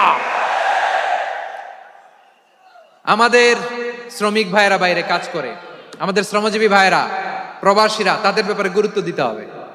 আমাদের শ্রমের দাম সবচেয়ে কম, সবচেয়ে কম। তারা এম্বাসিতে গুরুত্ব পায় না, এয়ারপোর্টে গুরুত্ব পায় না। এই সরকার অবশ্য তাদেরকে অনেক গুরুত্ব দিচ্ছে। আমাদের অদক্ষ শ্রমিককে যখন আমরা দুবাই পাঠাই, অল্প বেতন পায়, কিন্তু ইন্ডিয়ানরা দক্ষ শ্রমিক পাঠাইলে তার 3 গুণ বেতন পায়। আমরা আমাদের শ্রমিকদেরকে অদক্ষ ভাবে আর পাঠাতে চাই না, দক্ষ শ্রমিক পাঠিয়ে আমরা রেমিটেন্সের বন্যা বইয়ে দেব। আমাদের শ্রমিকদের পাঠানো রেমিটেন্সের টাকায় সচল থাকে আমার দেশের অর্থনীতির চাকা। তাদেরকে সবচেয়ে গুরুত্ব দিতে হবে। আমরা পেয়েছি ফ্রিডম ফাইটার, মুক্তিযোদ্ধা, আর আমার প্রবাসী ভাইরা হচ্ছে রেমিটেন্স ফাইটার। জোরে বলো ঠিক কিনা? তাহলে আমাদের এই জনশক্তিকে জনসম্পদে ট্রান্সফর্ম করতে হবে, ঠিক কিনা বলেন? সরকার জনগণকে এভাবে পলিশ করতে হবে। মা বাবারা ছেলে মেয়েদের মধ্যে কার কোন যোগ্যতা, তাকে ওইভাবে কাজে লাগাতে হবে। সবার এ প্লাস পাওয়ার কোনো দরকার নাই। আমাদের দেশে একটা টেন্ডেন্সি আছে, পরীক্ষায় এ প্লাস না পাইলে কই তুই কি করলি, পাশের বাড়ির ছেলে এ প্লাস পাইছে, যা ওর পা ধোয়া পানি খা। কি খা?